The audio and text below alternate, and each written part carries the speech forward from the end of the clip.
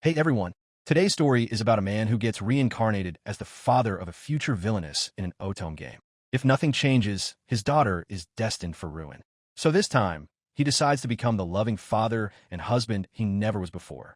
So with that said, let's begin the story. When he woke up, the protagonist saw an unfamiliar ceiling above him. The man looked at his hand. He didn't understand why he was lying in bed. He grabbed his head. Suddenly, a woman's voice nearby timidly asked if he was all right. A woman was sitting in front of him, tears in her eyes. She asked about his condition very timidly and plaintively. The man tried to sit up and didn't immediately realize that this woman was speaking to him. She looked at him fearfully and told him he shouldn't get up yet. The man replied indifferently that everything was fine. Strange. He had a very mature and rough voice, and that surprised him. He touched his face, his dark brown hair, and realized he had been reborn as a different person. The woman next to him was very frightened. His name is Full. He is the head of the ducal house. The woman in front of him is his wife, Duchess Sasha Full. Together with their daughter Laurier, they're a family of 3. He understood. This was him from another life. He had lived in a completely different world in Japan, where the concept of aristocracy seemed like a relic of the past. He grew up there and got a job as a clerk. And his name? Karis realized it was useless. He wouldn't be able to remember. The man clutched his head in frustration and let it go. And yet, there was one thing he remembered crystal clear. He remembered Pure Love Princess, your super flirty romance. It was a dating simulator for girls, a so-called Otome game. Karis didn't understand why that particular memory had surfaced, and he was sure there had to be at least something else. He stared into space. Sasha sat next to him, looking very tense, and tried to ask him something about his health and how he was feeling. Karis replied that everything was fine and called her name. Sasha reacted sharply and asked, "What happened?" She had a very sad expression on her face. The name Sasha slipped from Karis's lips without him meaning to. Judging by his memories, the woman in front of him was undoubtedly his wife, Sasha. Memories of 2 completely different lives were jumbled in his head. Karis had a strange feeling. What he knew for sure was intertwined with things he had no clue about. The man sat on the bed and realized he needed to sort everything out. Right now, he was in Karis Full's body, but he was thinking like a Japanese man. At the same time, he had memories of both. Considering all this, he was certain that only one thing best described his situation. As delusional as it might sound, reincarnation in another world. A classic trope. An ordinary office worker wakes up in the body of an attractive aristocrat. Karis noticed that his head had cleared, and everything fell into place. Now he understood why Sasha was acting so stiff around him. He had thought she was simply worried about his health. But if he relied on the memories of the former Karis, their relationship had been, to put it mildly, frosty. More precisely, Karis himself hadn't shown the slightest interest in his wife. And then the man realized why Sasha was on pins and needles. The woman stood up and gently asked her husband if his headache was still bothering him. She asked if she could call a doctor for him. Karis assured her that everything was fine. He asked if he had lost consciousness. Sasha replied that the man must have been severely exhausted. She relayed the doctor's words to him, telling him that nothing serious had happened. She decided to sit with him just in case and asked anxiously if she was bothering him. Tears welled up in the woman's eyes. Karis gently stroked her head, and he thanked Sasha for staying with him. He was happy that Sasha was his wife. The woman was startled and gaped in surprise. After all, she had never heard such words from her husband before. She tried to make an excuse out of habit, but Karis thought that was strange. And even if they didn't get along very well, they were still husband and wife. He didn't understand why she would be so embarrassed by a few kind words. A smile appeared on his face, as if nothing had happened. If a husband who used to not even look her way suddenly showers her with compliments, it's no wonder she'd react that way. After all, the rift between them had arisen because of Karis's coldness toward women. But since he had tied the knot, he had to treat Sasha with respect. Now that Karis has become a man, he believes it is his duty to atone to his family for all the indifference of past years. Karis admits that he himself is surprised at how easily he has settled into his new role. The man turned to Sasha. She was startled and replied nervously. Karis stroked her hair and apologized for making her worry. Sasha asked in surprise, "Are you really not feeling well?" Karis replied in surprise, "Why do you assume I'm not feeling well right away?" Although the man understood that, considering what a scoundrel he used to be, his wife's reaction was understandable. He left the room and remembered that there was one more person he needed to check on urgently. In the memory of the former Karis, everything was a blur, but he remembered that they had a daughter who was turning 4 this year. An elderly man met him in the hallway. His name was Sieg, and Karis remembered him. The man said he was just on his way to the master's quarters and asked Karis where he was going. Was he feeling better? Karis, without giving anything away, replied that he was feeling better now, and that he was going to check on Laurier's daughter. Sieg was very surprised. He asked again, thinking he might have misheard. The protagonist replied to Sieg that his ears hadn't deceived him, scratching the back of his head awkwardly, and he asked if his daughter's room was in this wing. Sieg immediately apologized to him for his boldness. The protagonist understood that this shouldn't have been too surprising. Karis stood there looking a little displeased. Sieg tried to politely explain to Mr. Karis that Mrs. Laurier was currently in the middle of an etiquette lesson. Karis was learning more and more about his family now. He assured the footman that he would just peek in on his daughter. Sieg resigned himself to it. He let him pass, pointing to the large, light-colored door in front of them. Before stepping inside, Karis paused for a moment in front of the door and thought. He thanked Sieg for his help. Just as the man was about to knock on the door, he heard strange and angry shouts. Behind the door, his daughter was being harshly scolded and berated. They called her a worthless little thing. They asked how many times they had to hammer it into her head before she got it. Karis was greatly surprised. His eyes widened. He was horrified by what he heard. The girl was loudly called stupid, and in response, she only sincerely repented and wanted it to stop. They yelled at her that she was just as worthless as her parents, and that she was a girl absolutely no one needed. The girl apologized again. The teacher yelled that no one at Laurier even wanted to look at her because she was one big disappointment. The girl cried and said that wasn't true. She couldn't find the words. She thought her parents had grown completely cold toward each other because of her. Karis didn't know if this applied to his memory or not. He clutched his head in anguish. That phrase was painfully familiar to him. Sieg stood behind him, trying to bring Karis to his senses. And the woman behind the door was yelling at the girl that, deep down, she knew perfectly well that her parents didn't love her. Laurier burst into tears and thought that at least he should have loved her. Karis tensed. He remembered. The man burst into the room. He spread his arms and began to defend Laurier and yell at the teacher. He shouted that not only was she calling his daughter names, but she also dared to claim that no one wanted her and was hitting her. With hatred and rage, he yelled and asked the woman what she was doing to his daughter. The girl covered her face with her hands. The woman turned around and was horrified by the man's sudden appearance. Laurier hadn't expected her father to come running at the sound of the screams, and Karis pointed his finger at Laurier and repeated his question to the woman. What was she doing to his daughter? The teacher immediately fell silent, put on a pitiful expression, and barely managed to say that she was merely teaching the young lady lessons in etiquette. Karis was filled with hatred for her. He saw the bruises on Laurier's body and asked where they came from. The woman began to make a ridiculous excuse and replied that the bruises were from the young lady tripping and falling. Karis replied that if she intended to keep taking him for a fool, that was her right. But now, by his order, she was fired. Karis ordered the unscrupulous governess not to show her face again. The woman immediately began to defend herself and asked him to listen to her. She explained that she had been forced to be strict with Laurier for the sake of her own upbringing.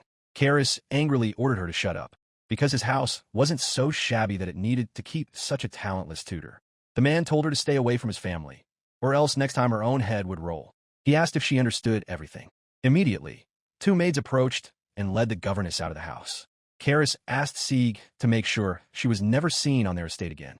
Laurier was sitting on the floor. Karis rushed over to her and asked if she was all right. The man hugged his daughter and sincerely asked for her forgiveness. Because he had been such a lousy father, she had to endure so much pain. The girl was surprised by her father's behavior. Karis assured her that everything would be fine now. Laurier said that she had been told that nobody needed her, that she was bad. And so the girl threw herself into his arms and began to sob. Karis carried her to the room and laid her on the bed so she could rest a bit and compose herself. He sat down on a chair next to her bed and began to reflect. The man was outraged at this mentor for raising a hand against such a little one. But no, Karis admits that what infuriates him even more is his own blindness. He couldn't understand how the Karis of the past could have failed to notice what was going on under his own roof. The man couldn't wrap his head around how anyone could treat their own family with such utter disregard. Just then, Sasha walked into the room and addressed Karis, once again calling him her master. But immediately she rushed over to Laurier and took her face in her hands. Sasha noticed that Laurier was covered in bruises and assumed it was because she had left her unattended.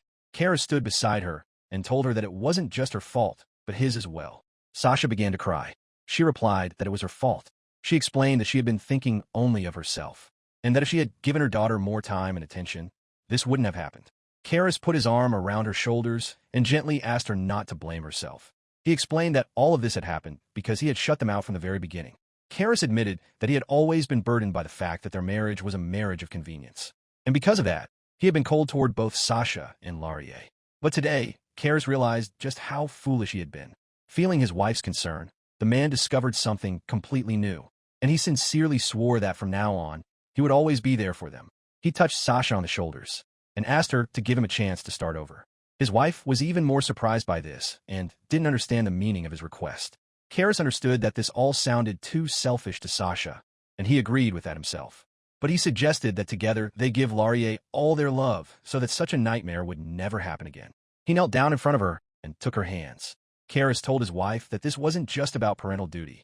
He turned to Sasha and said that, as a man, what he wanted more than anything in the world was to take care of her and be her rock. And he asked his wife to share all the joys, sorrows, and worries equally from now on, because he loved her more than life itself. A kind smile appeared on the man's face, and in Sasha's eyes, tears of sorrow gave way to tears of happiness. He lifted his wife into his arms, embraced her, and asked her to let him share this burden with her. And Sasha replied to her husband that she loved him very much. They wanted to kiss each other, but Sieg interrupted them. He barged into the room without knocking, but he immediately noticed that he had interrupted Sasha and Karis and suggested coming back later. Karis replied that everything was fine and asked to talk now and step out into the hallway. The men left the room to talk in private. Sieg said he wanted to talk about replacing the etiquette tutor whom Karis had just seen fit to fire. But Karis cut him off. He asked him if he knew that this woman had laid a hand on Laurier. Sieg lowered his gaze and looked sad. He replied to the gentleman that he had suspected as much. Karis clutched his head and asked angrily why Sieg had kept quiet. The man replied that he had tried more than once to tell Karis about this. But as soon as he mentioned the name of young Miss Laurier, Karis flatly refused to listen. Karis realized that this was entirely the fault of his past. Sieg added that, besides, the young lady herself had begged him not to say anything, because she was afraid of becoming a burden to Mr. Karis.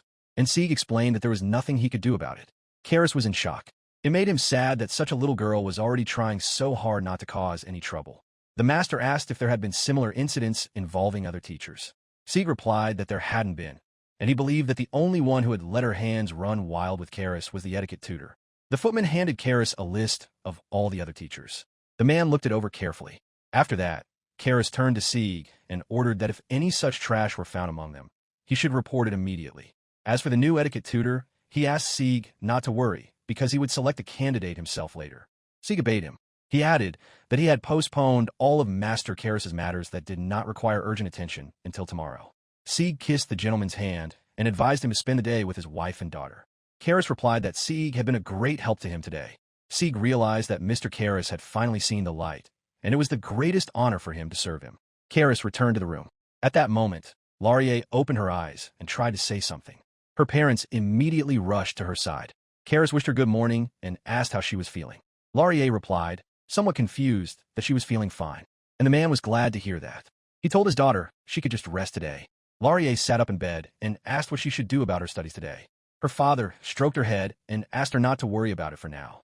In the meantime, he told her that if anyone dared to hurt her again, she shouldn't hide anything from them anymore. The girl lowered her head. She began to stutter with fear and said that her teacher had told her her parents were very busy and had asked her not to get in the way. Karis heard this and realized that he really should have knocked that woman's head off. The man asked Laurier to listen to him. He said confidently that Laurier was their treasure, and she would never be a burden to them.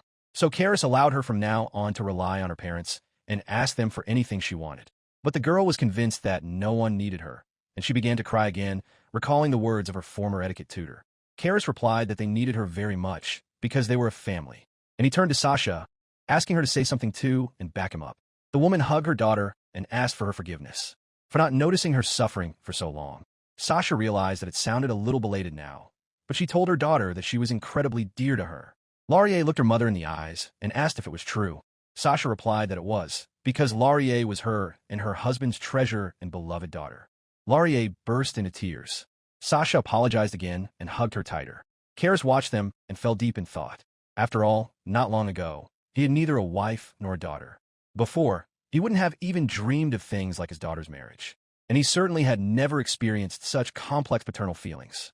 But Karis was surprised at how easily he had accepted these feelings, and he thought that perhaps, deep down, the Karis of the past still felt like a husband and a father.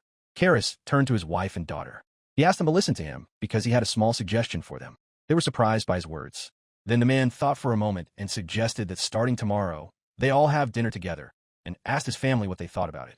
He would now build their relationship step by step, starting with little things like this. Sasha replied that it sounded wonderful and agreed with her husband. Laurier was delighted and said she would be looking forward to it very, very much. But then she suddenly became embarrassed. Karis asked her not to be afraid and to say what she wanted. The girl grabbed the edge of the bed and started to get nervous. She turned to her father and mother and asked their permission to sleep with them tonight. Laurier didn't expect their approval because she still thought she was getting in their way. But her parents agreed right away. The girl was overjoyed, and she asked them to read her a story. And Sasha replied that they would definitely read her one.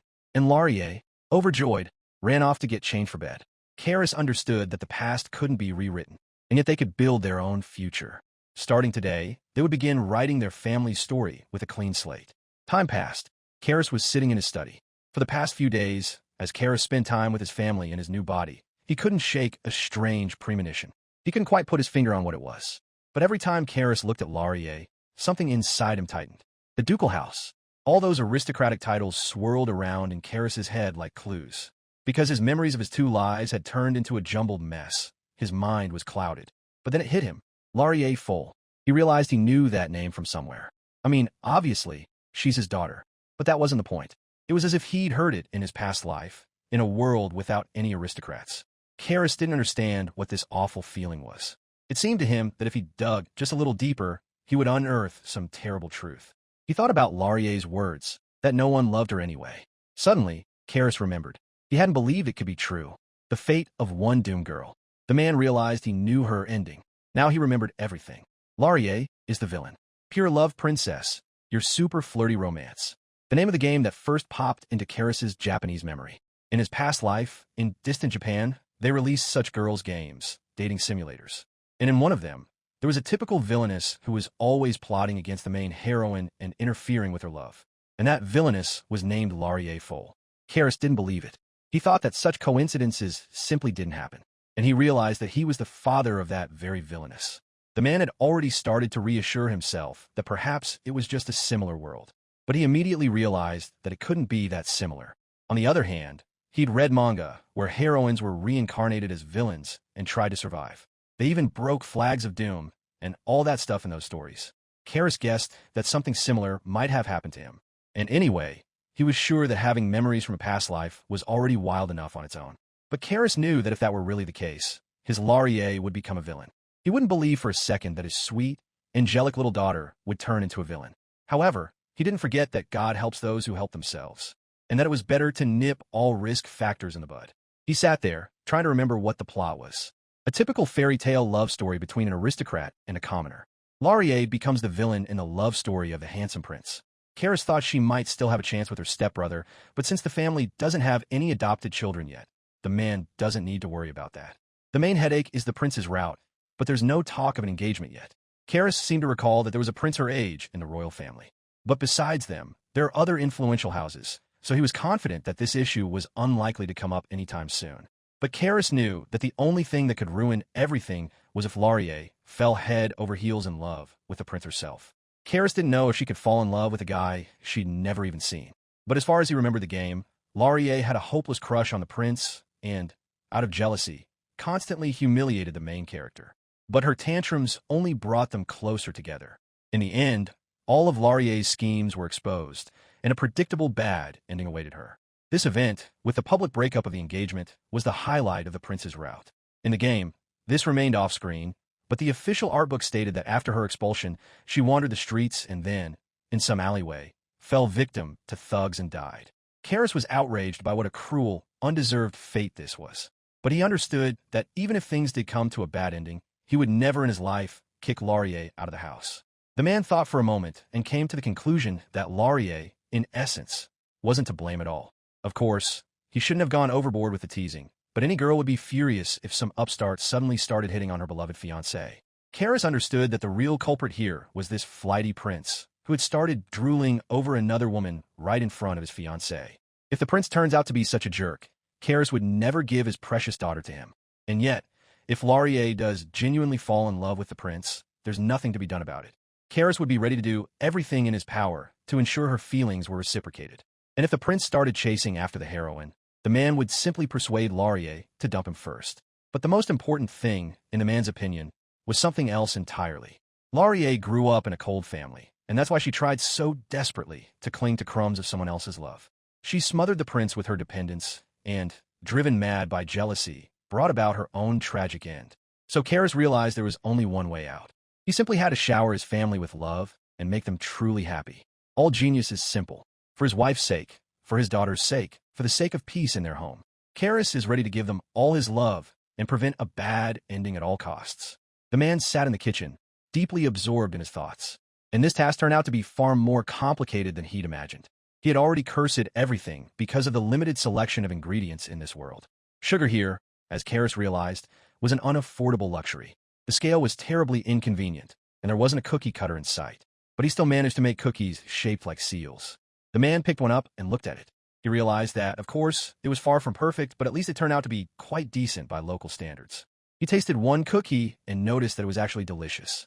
But why on earth did Karis suddenly decide to become a baker? The man explained that it was all because he wanted to treat his beloved girls to some sweets. When little Laurier tasted the cookie, she was delighted and asked if her father had really made it himself. And Sasha, overjoyed, praised her master and said it was incredibly delicious. Comparing the local pastries to what Karis remembered from his past life, the man came to one important conclusion. Just as he'd expected, getting high-quality ingredients in this backward world was quite the quest. There were no nuts, no cocoa, just strange snowballs and shortbread cookies. So Karis realized he wouldn't be able to get too creative with his recipes. At first, he figured he should at least give the cookies some kind of cute shape. And in the kitchen, he found something that looked like a cat-shaped cookie cutter. As Karis honestly admits, he himself feels a bit awkward about a big, grown man so diligently cutting out cute little faces on cookies. But for the sake of his loved ones, Karis was ready to endure even greater humiliation. Just then, a chef, a man wearing a tall chef's hat and sporting a beard, named Garlic, came into the kitchen. He asked if Mr. Karis was finished, and he replied that, generally speaking, everything was already ready. Garlic remarked that the man's food was beautifully cooked. He was surprised and asked Mr. Karis when he had learned to cook so well. Karis replied that he had simply practiced a bit in his spare time. He then asked Garlic to take a sample. The man didn't refuse, and with his permission, he tasted Mr. Karis's cookies. Of course, Karis couldn't admit that he knew how to bake only because of memories from a past life. He felt bad about pulling Garlic's leg, but he couldn't tell him the truth, so he resigned himself to it. Suddenly, Garlic felt sick. Karis was seriously scared, and then Garlic exclaimed that he'd beg the man to share the recipe for this miracle. Karis replied that he'd be happy to share it and asked how the cookies tasted. Garlic replied, surprised, that they were simply divine. But Karis noticed that the cook's face didn't seem to show any enjoyment at all. Garlic explained that the texture of these cookies was nothing like anything he'd tasted before. They were so light and crispy. As soon as he put one in his mouth, it literally began to melt, revealing an incredible flavor. The chef, in shock, asked Karis how he had managed to bake such a delicious treat. But the man still hadn't figured out what was wrong with his face. He thought it must be all about love, probably. Garlic said with a smile that the rumors were true. In his opinion, Mr. Karis had become like a different person lately. He'd cheered up and learned a joke. Karis was surprised and laughed at that, and he immediately realized what rumors were circulating about him around the estate. But he knew it was the absolute truth, so there was no other way to put it. Garlic apologized in advance to Mr. Karis for his rudeness, and he said that, in his opinion, the atmosphere in the mansion had indeed changed lately. Karis realized there was no arguing with that. Previously, the relationship between Karis, Duchess Sasha, and their daughter Laurier had been nothing short of disastrous. And because of that, it was hard for everyone in the house to breathe. But ever since a new man had taken over the body of the former Karis, he had begun to treat the servants simply and naturally. People had relaxed, and the atmosphere had gradually eased. But the main reason it's become easier to breathe in the mansion is that Karis has started treating his wife and daughter with such tenderness that it's simply impossible not to notice. At first, the servants stood there with their mouths agape in surprise. Take Garlic, for example. When a new Karis first walked into the kitchen, they were all scared to death. But now, Karis believes the servants look at their family with a sincere smile. Exactly. Karis told Garlic that he'd like to ask him to prepare a special dish. And Garlic didn't refuse him, replying that he'd be more than happy to do it. The chef asked the master to tell him everything, not forgetting the recipe for those cookies. Karis laughed at the chef, saying he wouldn't let his chance slip away. He replied that he would be able to write everything down for him later. Garlic was very grateful to Master Karis, and the main character announced that he now wanted to invite his ladies for tea and left the kitchen. But just then, one of the maids approached Karis and told her, looking worried, that the young lady was currently in dance class. The man looked at the maid in surprise. Dancing was mandatory for aristocrats. He understood there was nothing to be done about it. and yet Karis was indignant that his daughter was already toiling on the dance floor at such a young age. He wanted to praise her properly. Karis asked the maid if his daughter had any more lessons scheduled for today. She replied nervously that Laurier only had dance lessons today and asked why he was asking. Karis asked the maid to tell Laurier to come to the courtyard as soon as she was finished, because they wanted to have a family tea party. The maid smiled and understood her master's request. She replied that she would certainly pass it on and that the young lady would be very pleased. Karis realized that having such a devoted maid by Laurier's side warmed his heart. After that incident, he had checked on all the other teachers, dismissed everyone who behaved like that etiquette teacher, and completely cleaned up his daughter's surroundings. Servants who sincerely love their masters, in Karis's opinion, are worth their weight in gold, and such people definitely need to be cherished. He told the maid that he was counting on her, and he realized that Laurier would join them later. The man wanted to go right away and invite his second lady to tea. He walked into her room and apologized with a smile for his unexpected intrusion. But before him, he saw extraordinary beauty. Sasha was sitting at the table, going about her business. Karis looked at her and noticed that Sasha was a girl who looked as if she had stepped out of a painting, and one could admire her forever. But he remembered they had plans, so he addressed her. The woman apologized to her master and explained that she had become so engrossed in her work that she hadn't even noticed him. Karis apologized in return for barging in on her without knocking. He told her that the maids had told him she was here in her room doing some embroidery. That's why he decided to drop by. Karis moved closer to his wife and took a strand of her hair in his hands. He explained that he was so captivated by her that he had lost his ability to speak. Sasha was very embarrassed and blushed, thinking he was flattering her. But then Karis realized just how charming his wife was. He was ready to break into a silly grin. The man asked his wife gently what she had been working so hard on and looked at the table. There lay an embroidery hoop with fabric on which flowers were embroidered. Karis praised his wife and said it was a very beautiful pattern. But Sasha blushed even more than before and quietly said that she wanted to give this embroidery to Karis. Confused and frightened, she asked if it would cause him any inconvenience. Karis gently stroked her chin and asked, what kind of inconvenience could there be? He replied that, of course, he was overjoyed to receive such a gift, because it was a gift from his beloved wife, and looked into her eyes with tenderness. Her cheeks flushed a burgundy red with embarrassment. But then Sasha asked Mr. Karis what had brought him to her, and Karis remembered his business. The man told her that he wanted to suggest the three of them have tea together once Laurier finished her dance lesson, and asked his wife's opinion. The woman replied that she would be only too happy, and smiled sweetly at him. Karis replied that that was wonderful, and that they still had a little time left. So an idea came to him. He asked his wife for permission to sit with her and watch her embroider until Laurier was free. Sasha smiled sweetly and gave her husband permission. The man considered it a blessing that it was daytime, because, in his opinion, if it had been evening, they would have gone too far. A short while later, little Laurier ran into the room and was overjoyed to see her father and mother. Karis took her by the hands, called her a clever girl, praised her, and asked if her dance class was over. The girl replied to her father that it was, and she was praised once more. Laurier turned to her mother and told her that today her dance teacher had praised her for her turns. Sasha smiled and asked her daughter to be sure to show her those praise turns later. Karis watched them and, smiling, was convinced once again that his wife and daughter were the best in the world. The man turned to Sasha. He whispered in her ear that he'd like to run his fingers through her hair too, but he'd wait until they were alone. The woman blushed and looked embarrassed. Karis laughed playfully at her. Laurier smiled. Karis cheerfully picked up his daughter and invited her to sit down at the table and start drinking tea. The girl was very happy. Plates of Karis's cookies and other treats were already on the table.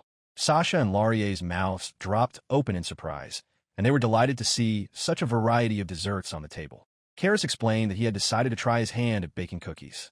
He asked his two ladies to taste them and give their opinion on how they tasted. Sasha was even more surprised and asked her husband if he had really made all of this himself.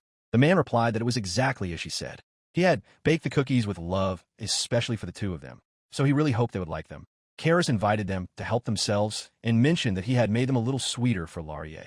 And for Sasha, he had tried to make the flavor more delicate. He hoped she would like them too. His wife remarked that he had gone to such great lengths just for her and Laurier. Karis smiled. He told his wife that he just wanted to treat them to something delicious, so it was a pleasure for him.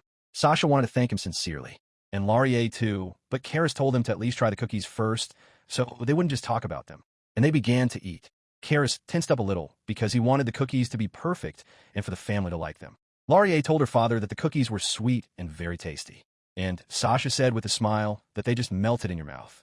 Karis picked up his cup of tea, took a sip, and replied, relaxing, that he was very happy. Sasha asked if he was going to eat any himself. The man was embarrassed.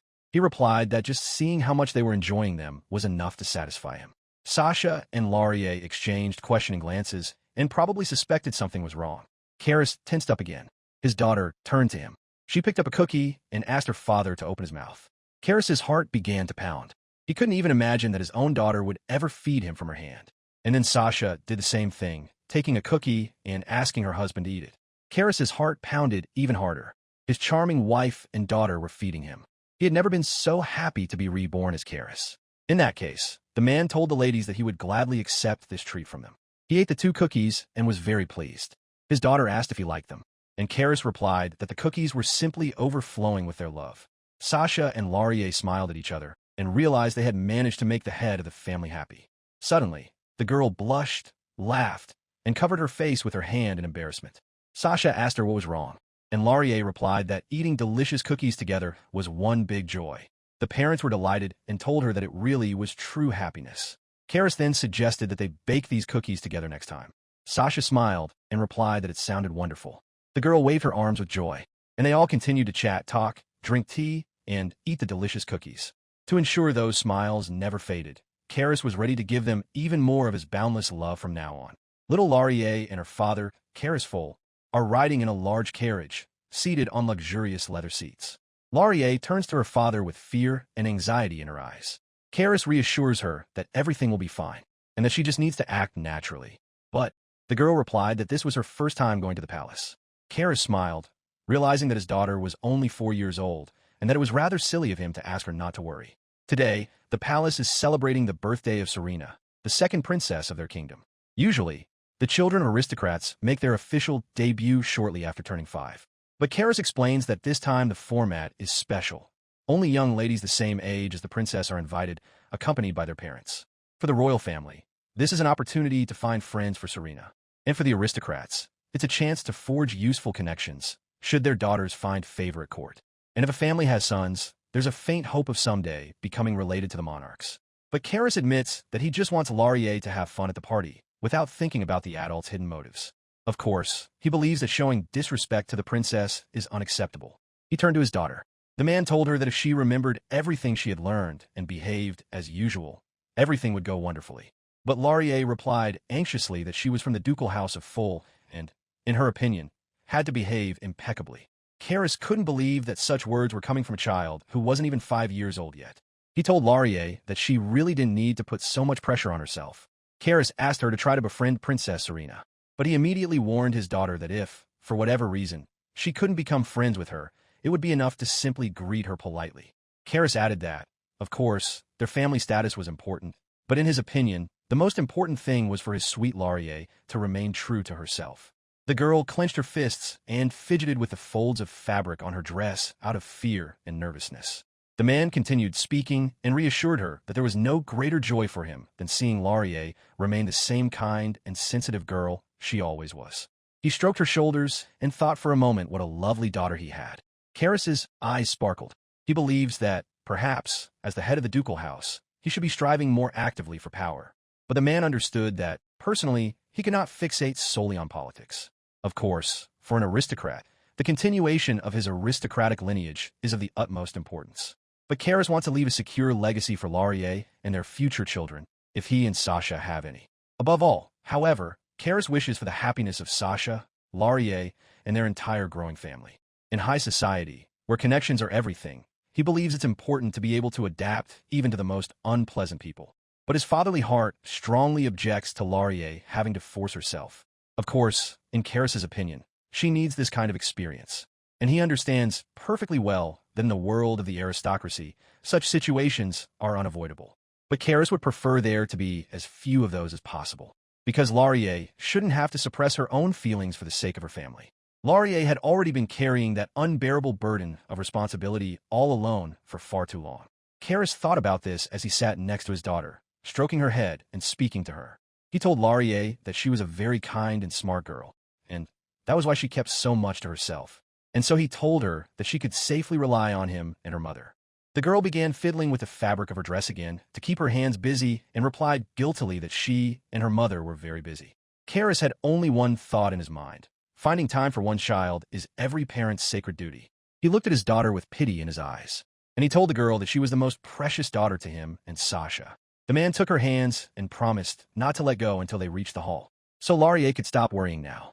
She looked at her father with devotion and calmed down a little. The girl noticed that her father's hand was very large and reassuring. Karis was slightly surprised by this and laughed at her words, and they drove on. And so, after some time, Karis and Laurier arrived at the palace. When they entered the royal garden, they were not greeted very warmly or cheerfully. All the guests were greatly surprised that Duke Foal had come to such an event because it was so rare to see him at such social gatherings. People guessed that, therefore, the young lady standing next to him must be his daughter. High society is full of extremely tedious rules, or rather, unspoken laws and strict etiquette. For example, speaking first to someone of higher status is considered bad form.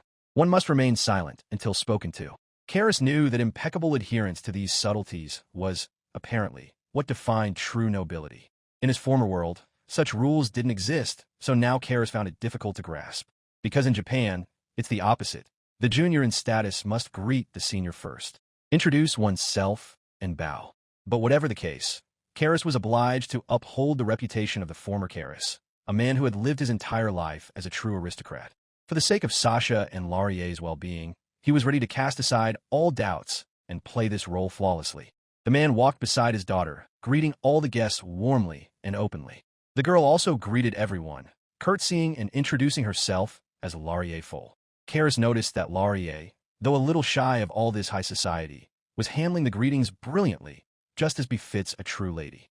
The man noticed that his daughter apparently had a natural talent for this, despite the fact that she had ended up with a simply dreadful etiquette tutor. The girl truly behaved with dignity toward the guests, conversed politely and gracefully, always thanking and respecting everyone. Laurier was still so young, yet she already carried herself with the dignity of a true duke's daughter. Karis was simply speechless. He thought Laurier was simply a real angel.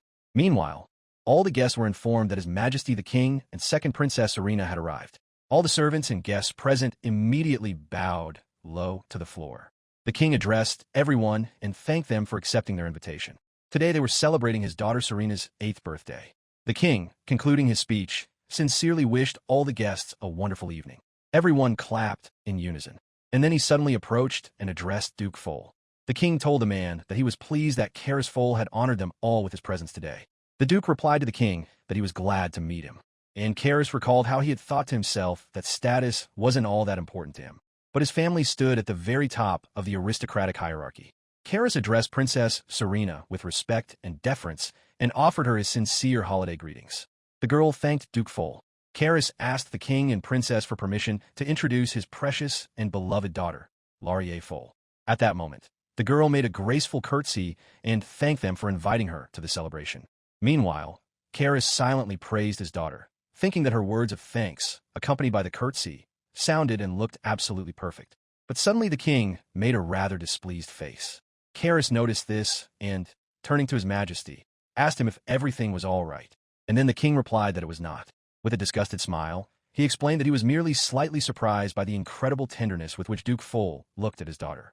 He asked Karis not to take this as a lack of tact, but the king had never before had the impression that Karis Foal cared about his family at all. The man realized that even the king himself knew about the coldness of the former Karis. He honestly replied to the king that he should be burning with shame, for that had indeed been the case in the past. However, Foal explained that now he loved his daughter with all his heart. He added that, of course, this applied fully to his wife as well. They were his most beloved and dearest wife and daughter. The king was surprised by this, and replied that he hoped Laurier Foal and Princess Serena would be able to become friends. And he was counting on the young Lady Laurier. The girl was delighted by this. His Majesty and the second princess were about to leave, and said before they went that they would speak with Foal a little later. But suddenly Serena turned around and ran over to Laurier. The girls took each other's hands, smiled at one another, and Serena invited Laurier to have tea with her sometime. Laurier was a little flustered from the excitement of talking to Princess Serena, but she agreed. Suddenly, Serena glanced briefly at Karis. Their eyes met, and Karis felt a little uneasy. The king called his daughter over, and Karis and Laurier were left alone. The girl asked her father nervously if she had greeted the members of the royal family correctly. Out of nervousness, she clutched her dress in her hands. Karis leaned toward her, gently patted his daughter on the head, and replied that she had done a great job. He told her that when they got home, he would definitely make her something very tasty as a reward. Laurier smiled and was very happy. Her father took her by the hand and reassured her that they didn't have much longer to go. After a while, they returned home. As soon as they walked in, Laurier ran to her mother, turned to her, and happily shouted that they were home. She hugged her mother. Sasha congratulated her dear husband and daughter on their return. Karis thanked his wife for always being there to greet them. The man said with kindness and tenderness that Sasha's smile was the first thing he saw upon returning home, and it instantly gave him strength. With tears of happiness in her eyes, the woman replied to her husband that she was actually incredibly lucky because now she could always greet them like this. Karis remarked how pleasant it was for him to hear such words and considered his wife a true angel. Laurier gently reminded her father about the treats. Karis told her that he remembered everything and would take care of the sweets right away. He asked his daughter to wait just a little bit, and the girl agreed. Sasha turned to her husband and asked in surprise if he was really going to start cooking right now. She figured he must be very tired after the royal family celebration. In response, Karis picked up Laurier and cheerfully exclaimed that this was a well-deserved reward for his sweet daughter, and it was a joy for him. He smiled at his wife and daughter and winked at them. Sasha smiled sweetly in return. Karis turned to her and said that as soon as dessert was ready, they would have tea together, and he wanted to tell her as soon as possible what a lovely lady their sweet Laurier had been today. The little girl was very happy about this, and Sasha was happy too. And so, Karis went to the kitchen and was fully ready to cook. He thought for a moment and decided he needed to make something light and quick so as not to keep his girls waiting. And he wanted to use a recipe he had recently tried. He picked up a bowl and a whisk. He began mixing the prepared ingredients. The man placed the cookies he had baked last time into a baking dish and poured the mixture over them.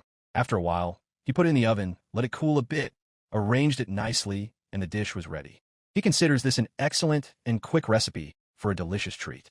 Of course, he would have liked to use more sophisticated ingredients, but he realized there was nothing he could do about it. He had to make the best of what he had and just experiment. Suddenly, Sieg walked into the kitchen. The man noticed that Mr. Karis was here as usual, and he was surprised that he had barely returned and had already started cooking.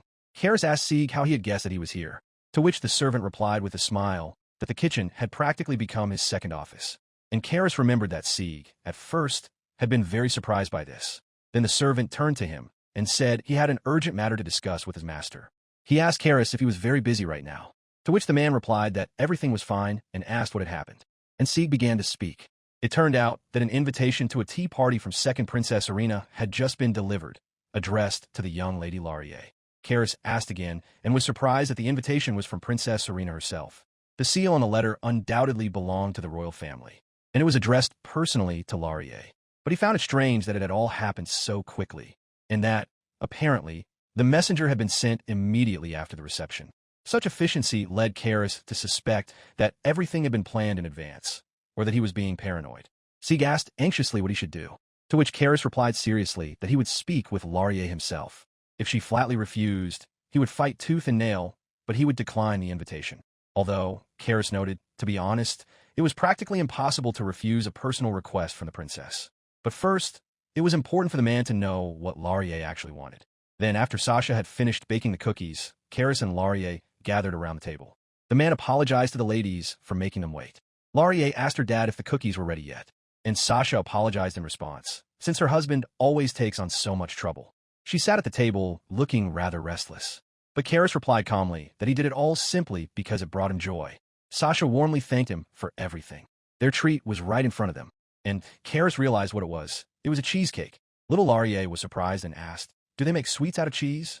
In this world, cheese desserts are almost unheard of, so the man knew her reaction was perfectly natural. He asked him to try it. Sasha thanked the gentleman once again for the treat. His daughter exclaimed that the dessert was incredibly delicious, and Karis's wife agreed, saying it was simply delicious. The man was glad his family liked it. Yes, in his opinion, it turned out pretty well. But since he remembers the original taste from his past life perfectly well, he understands that he still has room for improvement. And yet, since this dessert brings such happy smiles, it means it was a complete success. And then Karis remembered the letter. He turned to his daughter and told her that an invitation to a tea party from Second Princess Serena had arrived in her name. The girl was even surprised. Sasha was too, and she reminded them that they had only met today. The woman was surprised that she and Princess Serena had become such good friends so quickly. Karis told the girl that if she didn't want to go, he wouldn't force her, and asked for her opinion. After thinking for a moment, Laurier made up her mind and replied that she would go, because she really wanted to spend time with the princess too. Karis picked up his cup of tea and was happy for his daughter. He told her that since she was going, she should try to have a good time there. The girl laughed, and she turned to her father with a request. She asked for permission to take his sweets for Princess Irina. Karis replied that he didn't mind, and asked in surprise, where did that idea suddenly come from? She replied with a smile that his desserts tasted like true happiness, and the girl wanted as many people as possible to try them. The man was delighted and once again thought of his daughter as an angel. He told his daughter that since she was going to take the treats to the palace, he would try to make something truly delicious. He just asked her not to force the princess to eat if she didn't want to. Laurier told her dad that everything would be fine. After all, his sweets were the very best. They hugged each other affectionately. Sasha chimed in, saying that her husband's desserts were truly magnificent, and Princess Irina would certainly be delighted. And yet, Karis was convinced that his wife and daughter were incredibly charming. But he began to wonder. Homemade sweets for members of the royal family. The man was certain that he would have to outdo himself so that his daughter wouldn't be embarrassed. And yet, this Princess Irina, in Karis's opinion, is a rather curious character, and he only hopes that she won't cause his daughter any harm. Laurier arrived at the royal palace for tea with Princess Irina. Her father accompanied her and saw her off. Laurier sincerely and joyfully thanked her father for coming with her. But Karis was quite concerned and worried about his daughter's well-being. He asked her if she was absolutely sure she could manage on her own there. Laurier replied that she was sure, explaining that the place was full of maids, and if anything happened, they would show her the way. Besides, Laurier added, there were plenty of other royal children there. Plus, she had the sweets Karis had prepared for her, so the girl was sure everything would be fine. The man was touched and once again believed that his daughter was a true angel. He smiled at her and was moved.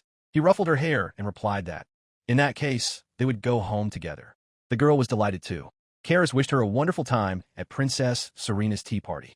Laurier held the wrapped cheesecake from her dad in her hands and was delighted. A maid took her away, and as she said goodbye, Laurier wished her father all the best at work today. Karis waved at her and smiled. He didn't know how to put it into words, but he felt that children grew by the hour, not by the day, and that was absolutely true. And the man began to recall that just a short while ago, Laurier could only manage a forced smile. Of course, Karis was genuinely happy that she now smiled so sincerely and warmly. But his daughter was growing up, which meant she was inevitably drifting away from her parents. And that made Karis feel a little sad. He probably realized that this is exactly how all children grow up.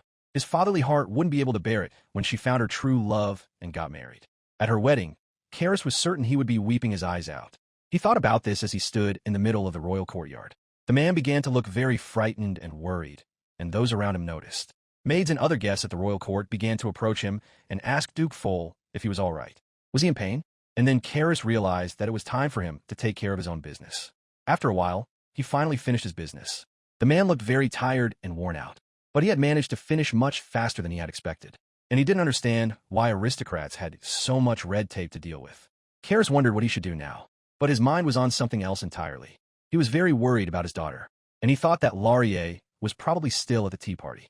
Suddenly, Karis decided to pass the time, take his mind off things, and take a walk through the garden. As one would expect from a royal palace, the garden, according to Karis's observations, was in perfect condition. The man noticed that it was very quiet here, and he considered the royal garden to be the perfect place for a stroll. Suddenly, Karis heard some noise and screams coming from the bushes nearby. He noticed a pair of children's legs sticking out of the bushes.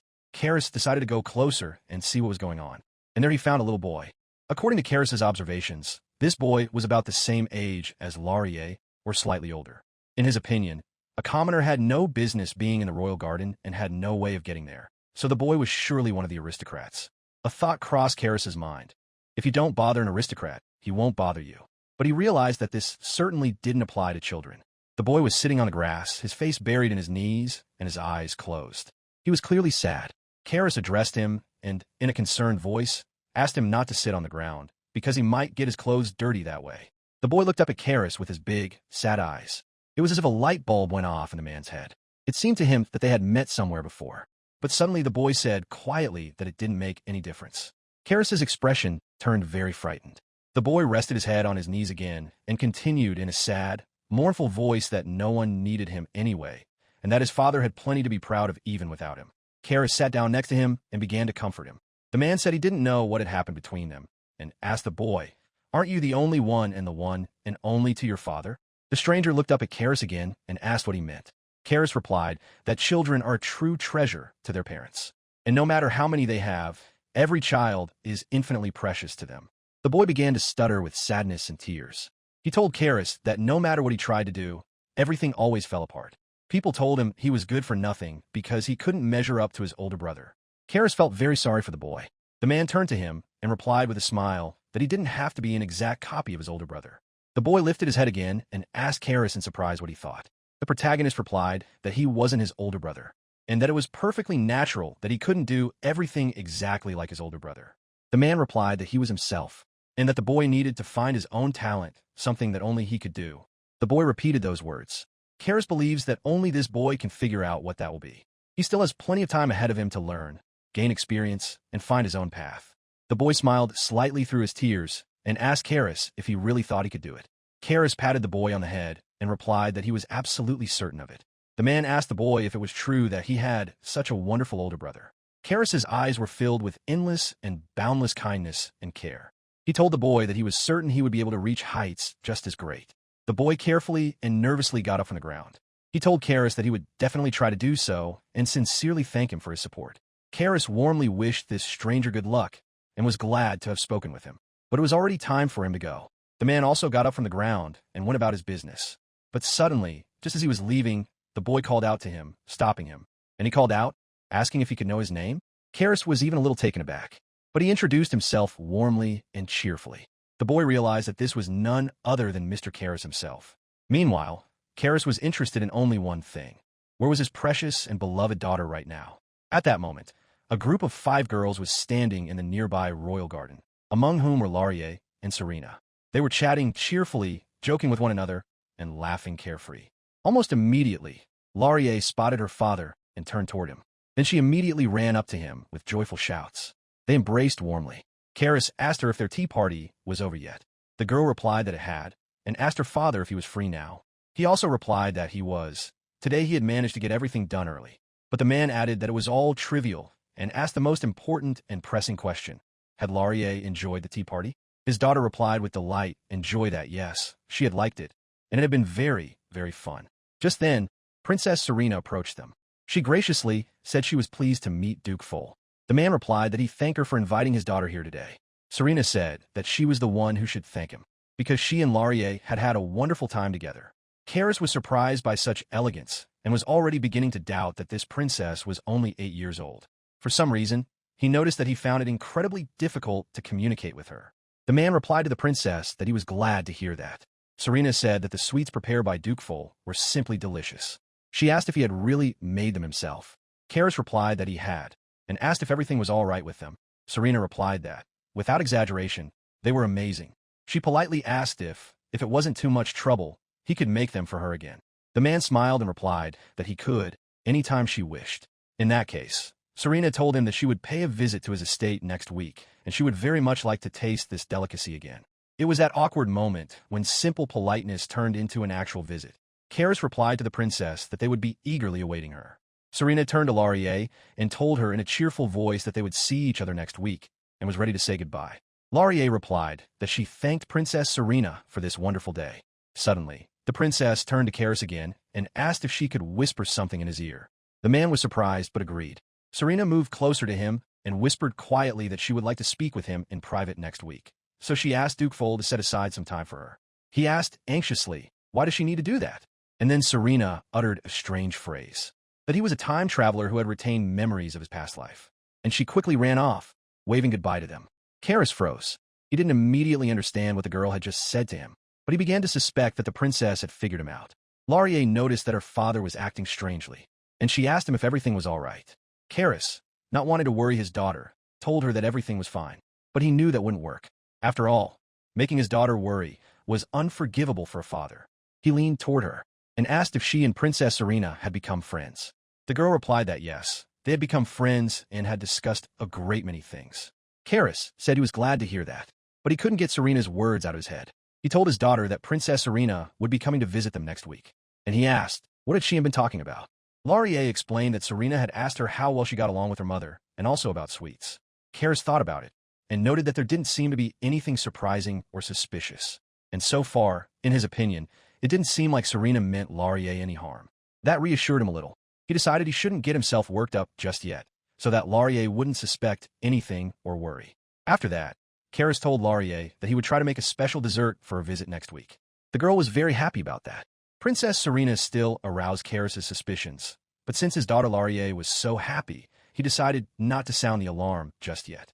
After a while, they returned home, and, as usual, Sasha greeted them. She was shocked that Princess Serena was coming to visit them. Lately, in Karis' opinion, Sasha had become very open about expressing her feelings. The man told his wife that it seemed Laurier had become friends with Princess Serena surprisingly quickly. Sasha was even more horrified and covered her mouth with her hand. But Karis was delighted and added that it seemed their beloved daughter was growing up to be a very sociable girl, and he laughed at that. He believed that Laurier is just as kind as Sasha, and that it's no surprise that people are drawn to her. His wife replied that her heart is nowhere near as pure as her daughter's, and she blushed. Karis suddenly took his wife's hand and looked at her. The man told his wife that she had the kindest heart of anyone he knew, but the woman looked down sadly. She replied that he was wrong, and that she had always thought only of herself. She had once desperately wanted Karis to pay her even a little attention, and in pursuit of that selfish desire, she had completely forgotten about their own daughter.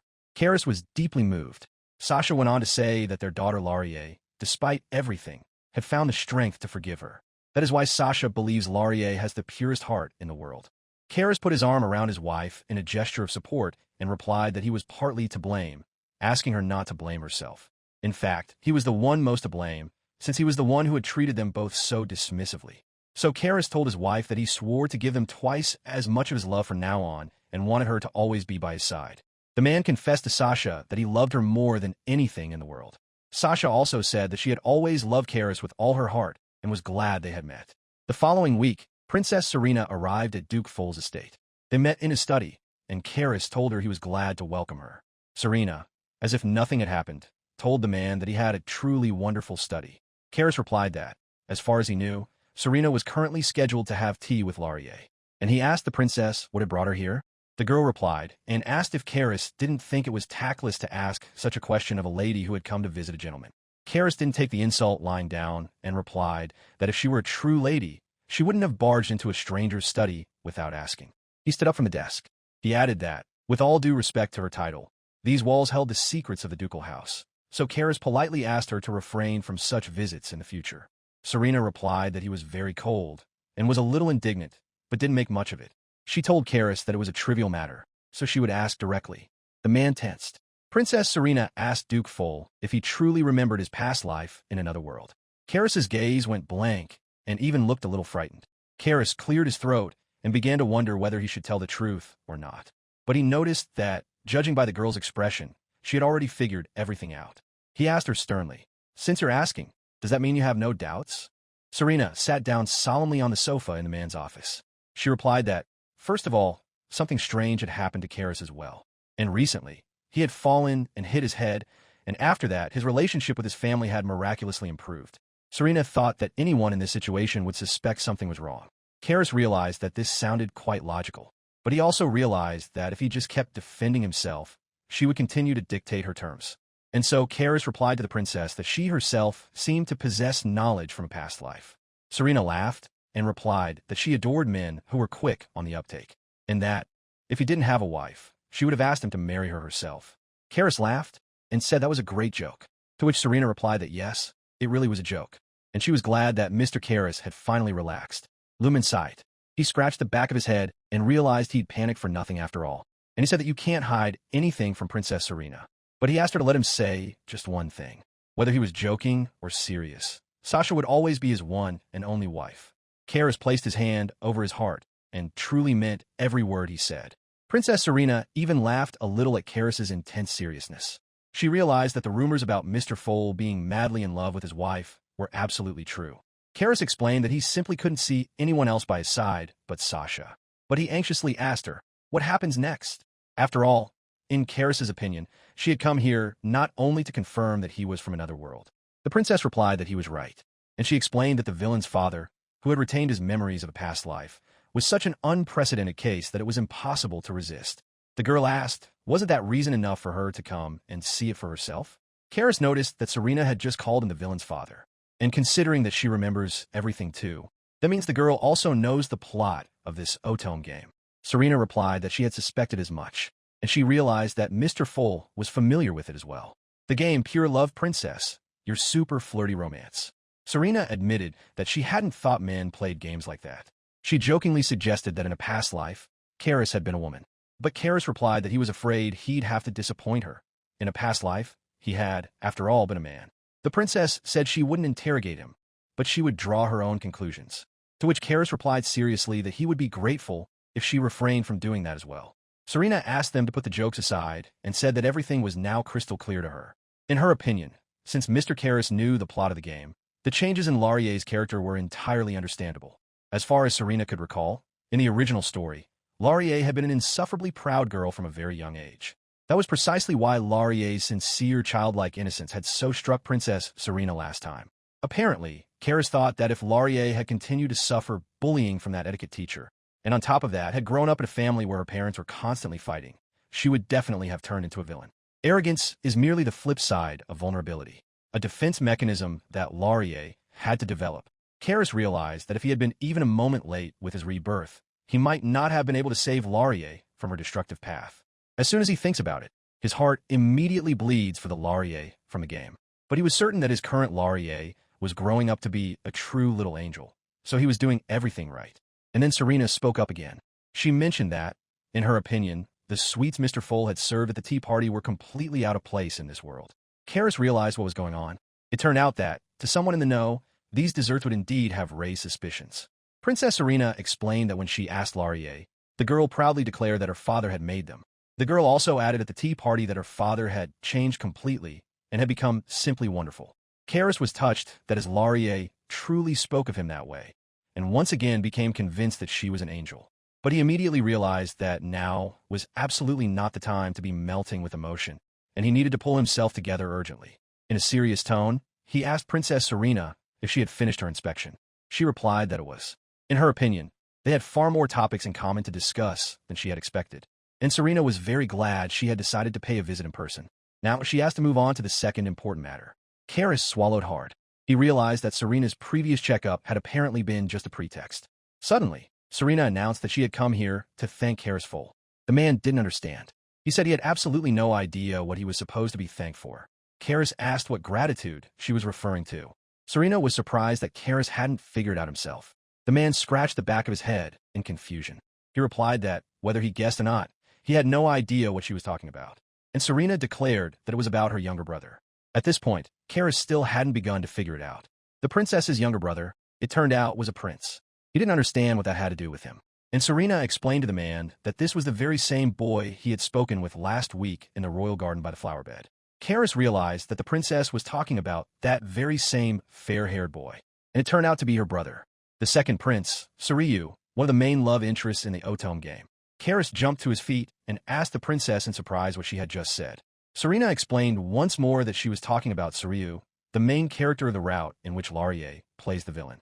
That guy by the flower bed turned out to be the princess's younger brother and the game's main character. Karis couldn't wrap his head around it. He was very surprised and even scared. How was he supposed to know, since he'd only seen artwork where he was an adult? Serena confessed and told him what had happened between her and her brother the other day. A strange story. One fine day, he approached his sister and told her he wanted to ask her something.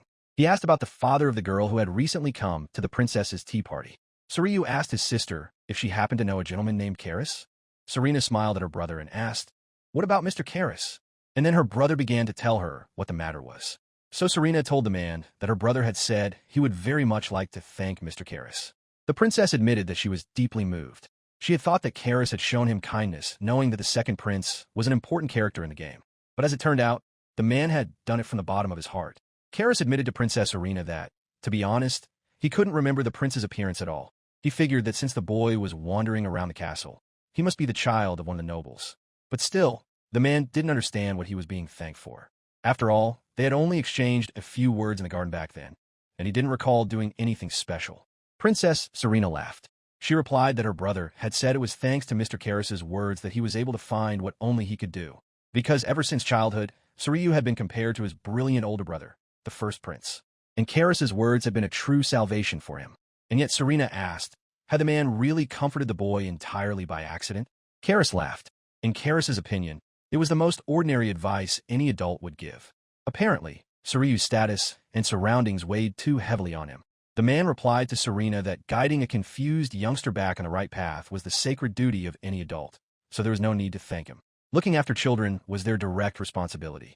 Serena laughed and admitted that she was starting to like Mr. Karras more and more. She jokingly started suggesting again that he should divorce his wife and marry her instead. But Karras made it clear that this was out of the question, even as a joke, because he was forever devoted to his wife. Serena noticed that you wouldn't be able to tell by looking at him that he was deeply upset by this. She considered it a pity. Karras observed that, judging by Princess Serena's manner of speaking, she had been much older in her past life than she was now. However, he realized that trying to guess a lady's age was the height of impropriety. After a brief pause, Serena told Karras that, since their business was finished, he'd better hurry back to Laurier. After all, the girl realized that for Mr. Karras, making his precious daughter wait was pure torture. Karras replied that she had hit the nail on the head. In Princess Serena's opinion, they certainly still had topics to discuss, but she asked if she could ask him one last question, and the man allowed her to ask. Serena asked Mr. Karras if, even knowing the plot of the game, he would still continue to defend his daughter, who was destined to play the role of the villain. Her expression was quite serious. Karras smiled and said he had already started wondering what she would ask him this time. The man asked the princess if there was a father in the world who wouldn't want his daughter to be happy. The girl replied that anything is possible, of course, and she wouldn't deny it. The environment in which a person grows up, their surroundings, all of this can change them beyond recognition. And yet Karras was certain that his answer would never change. As a father, he would never wish for his daughter's ruin and would do everything in his power to protect her. He wanted Laurier to marry the man she loved with all her heart, and for her to one day say with a smile that she was truly happy. Karras made it clear to Serena once again that he simply would not allow his daughter to become a villain. The girl laughed, replied that she understood, and that she had heard him. As she said goodbye, she told Karras that she would look forward to their next conversation. Karras replied to the princess that the feeling was mutual, and that he would be grateful if Serena continued to be a friend to his daughter. Serena didn't argue and replied that she would. Just as she was about to leave, the princess remembered something else. Karras tensed up again. Princess Serena politely asked the man to prepare some sweets for her family next time as well.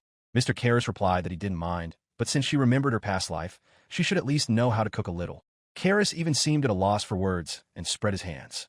The girl sadly lowered her head and replied that, unfortunately, cooking was not her thing at all. The man didn't press her for details or ask her any questions. He simply replied that he understood. Serena explained that, on the other hand, she makes full use of her cheat knowledge when it comes to sewing and needlework. And a brilliant idea came to her mind. In that case, Princess Serena proposed a deal to Mr. Karras. She would sew outfits for his wife and Laurier, and he would make desserts for her. The man was delighted and agreed. But he immediately warned the princess not to expect culinary masterpieces from him, because ingredients and food in this world were severely limited. Serena generously replied that the level of their previous tea party would be more than enough. She announced that they had reached an agreement, smiled at the man with her radiant smile, and waved goodbye to him at the door. Karras smiled back and waved to her, but he noticed that their agreement had turned out rather strange. But the man thought that since she really did have such golden hands, then, in his opinion, she shouldn't have any problems with taste either. And if the payment for her wonderful dresses for his beloved girls would be nothing more than his sweets, then it would be quite a profitable deal. Karras couldn't say that the princess herself no longer aroused any fears or suspicions in him at all. But now she no longer seemed like a threat to his family, and that reassured him somewhat. And the fact that he'd formed a connection with someone who knew the plot of this Otome game could be a huge help to him. And yet, Mr. Karras was worried. With Princess Serena's unpredictable temperament, she was probably too difficult for him to deal with, and he would prefer to cross paths with her as rarely as possible, managing the finances of his lands, solving pressing problems. Such paperwork, requiring mental effort, was, in Karras's opinion, truly in the spirit of true aristocracy. Nevertheless, there are also military nobles. If magic existed in this world, the division of roles might be far more complex, but there are no supernatural powers here. Therefore, in this world, administrative aristocrats and military aristocrats serve in distinct roles, each in their own field. Karras takes the ducal house of Fol as an example. Originally, they were a family of administrators. In the past, His Majesty even granted them the position of chancellor. On the other hand, there are the military dynasties. They form the backbone of the country's military might, and the post of knight commander is often held by members of ducal houses equal to the House of Fol. And now Karras, after his restless and endless stream of thoughts, returns to the main point. He didn't understand why he, a descendant of a family of pure-blooded administrators, would, or rather, why the Karras of the past would, be so masterful with a sword? The thing is, Karis had served in this country's knightly order for some time. The story of how he joined it is quite a long one, so he'll tell that another time. And in those glorious days, he was nicknamed the Sword Demon. His skill was so extraordinary that he attracted a lot of attention within the order. Karis was amazed at himself and his ability to wield a sword.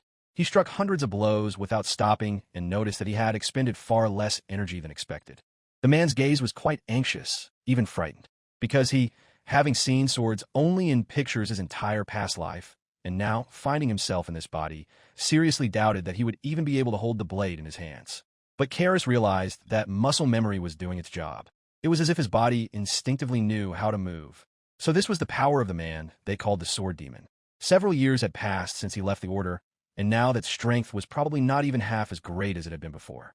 But even so, his physical prowess was simply astonishing. Now the man realized that he was in awe of Karis's abilities. A handsome man in the prime of his life, possessing outstanding talents and high status, with a beautiful wife and a charming daughter. Karis wondered how anyone could be so lucky in this life. He just wanted to shout it out to the whole world. However, he understood perfectly well that what looks like happiness from the outside is far from always being happiness for the person themselves. Just then, a cheerful Sasha and Laurier approached the man on the street. They called out to him, and Karis called out to them in response. He guessed that they had been watching him all this time and observing him practicing with his sword. Sasha replied that yes, because Siga told him he was here. Suddenly, little Laurier tugged insistently at her father's shirt tail because she wanted to tell him something important. Karis asked his daughter, a little anxiously, what was wrong, and she responded by shouting enthusiastically about how cool her father was, closing her eyes in joy. Karis was once again convinced in his mind what an angel his precious daughter was. The man asked if it was true. He warmly thanked her, and immediately asked his wife if she had enjoyed it. She shyly folded her arms in front of her and replied, flustered, that her husband Karis had been magnificent. A faint blush spread across her face, and her smile became very bashful. Karis felt very pleased. He was glad to hear such praise from his family. He said he would gladly hug them both, but unfortunately, he was all sweaty from training. The man suggested doing it a little later and smiled. Laurier was startled and worried that her father wouldn't hug her. Karis explained that it wasn't that he didn't want to, but that she probably wouldn't like hugging a sweaty father. The girl shouted back that that wasn't true at all, and she was already sure he wouldn't hug her, so she grew sad. Karis was certain that, of course, he wanted to hug this angel, and since that was the case, he simply had to grant the wish of his little princess. The man picked up his daughter and hugged her, and she laughed happily. At that moment, Sasha suddenly but gently tugged at her husband's arm. Karis was startled. His eyes and his daughter's eyes widened in surprise. Sasha looked down, embarrassed and shy, and quietly said that she wouldn't mind a hug either.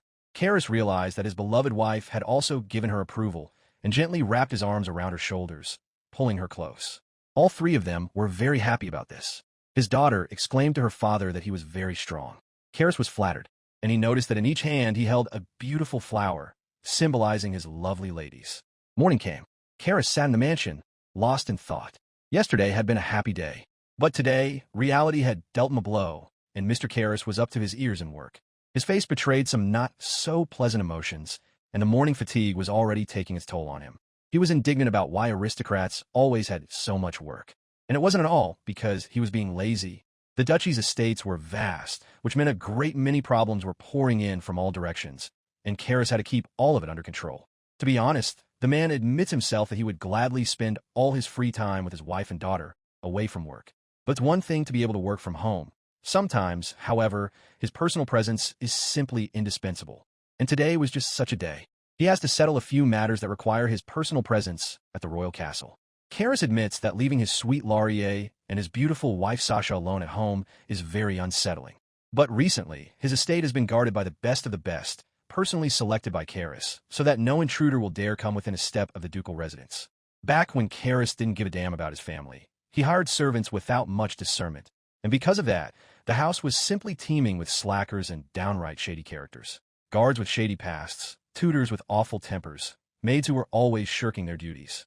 But Karis ruthlessly swept out all that trash and carried out the most extensive staff purge possible at the estate.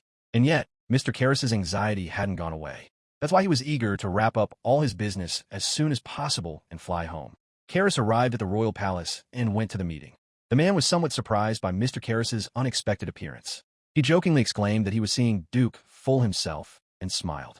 It had been a long time since they'd seen each other. Karis thought to himself it's Viscount Grease." He told him he was glad to see him. Karis joked that, given the man's uniform, he should probably address him as Commander of the Knights. Grease laughed it off and replied, adding that if Duke Foal were to join their order, he would prefer that the man always address him that way. Right? Karis remembered. This same man is the commander of the knightly order responsible for their country's security, and by aristocratic title, he is the head of the Viscount family, Viscount Grease. Before him, the post of commander of the knightly order had traditionally been held by members of ducal houses, but this sword-wielding genius had managed to earn the recognition of the order's old veterans and rise to his current position. That is who Viscount Grease is. In response to the man's joke, Karis replied that he feared that was out of the question and he would not return to the Order of Knights. In that case, the man said he would still call him Viscount Grease. The man realized that Lord Karis had no intention of returning to him after all. Karis replied that he had already served his time, and now his duty was to serve his country as a duke. Mr. Karis had mountains of paperwork in his hands. Viscount Grease was even surprised and a little upset, and he told Mr. Karis that numerous rumors of the man's countless exploits had reached him. Grease warned Karis that if his mind were to change, he would guarantee him the best conditions and a high-ranking position. He would welcome him back at any time. The men shook hands generously. Karis was flattered by Viscount Grease's invitation, but he fears that such heavy burdens are no longer suitable for his aging body. Besides, Karis has long since stepped away from military affairs and prefers to stay in the shadows. He believes that if such a man were to return to active duty, it would be nothing but a headache for the entire order. Grease disagreed and replied that this was not the case at all. He was certain that many of the current knights of the order would welcome Karis's return with joy. After all, if the legendary sword demon himself were to return to the order, it would be a great inspiration for the young knights, and his old comrades in arms would be overjoyed.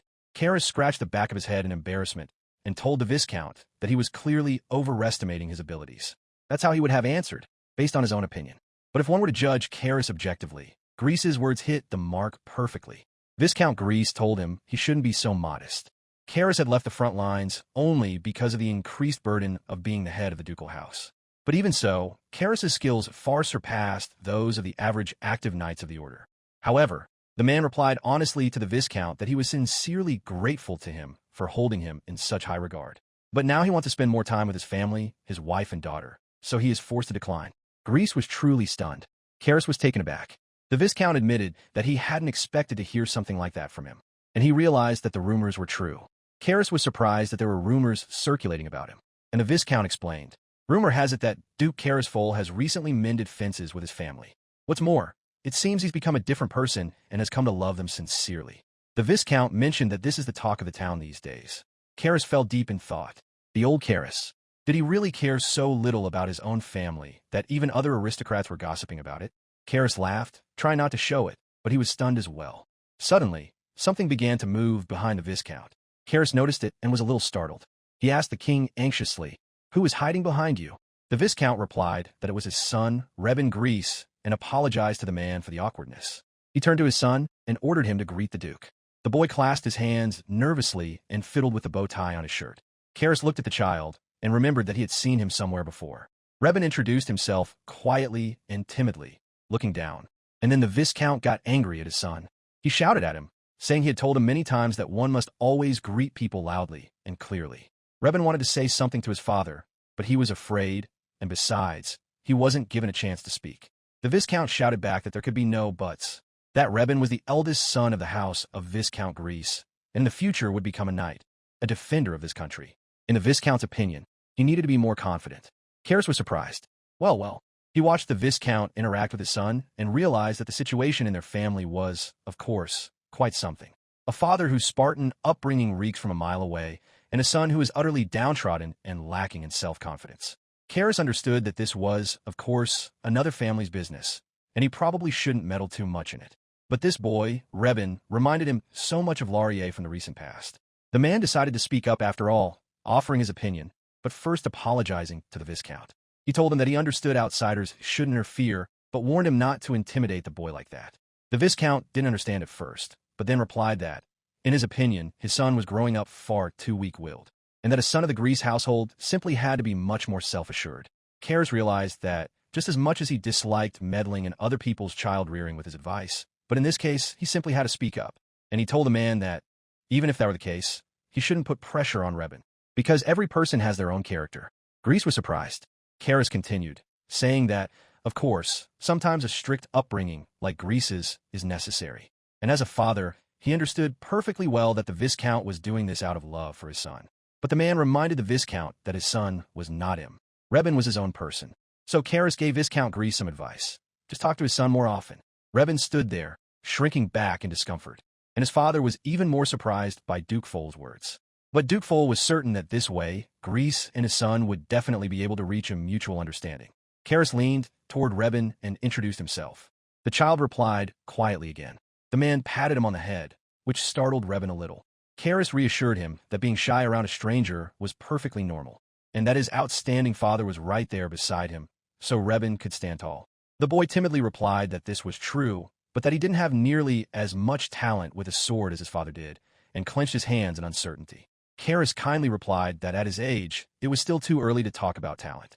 The man laughed to himself in his mind, and noted that he was acting like a know-it-all adult. And yet, Karis told the child that if he lacked talent, he could simply develop it. Rebin's eyes filled with surprise. The man asked the boy if he loved his father. The boy timidly replied that he did, and Karis continued, saying that this meant the boy also admired his father. Rebin said that he admired his father and wanted to become just like him someday, an outstanding knight. Karis told the boy that in that case, he needed to find his own path and strive to become a knight who would surpass his father. Rebin didn't know what his own path meant. Karis said that what his path would be like depended on what he would see and experience in the future.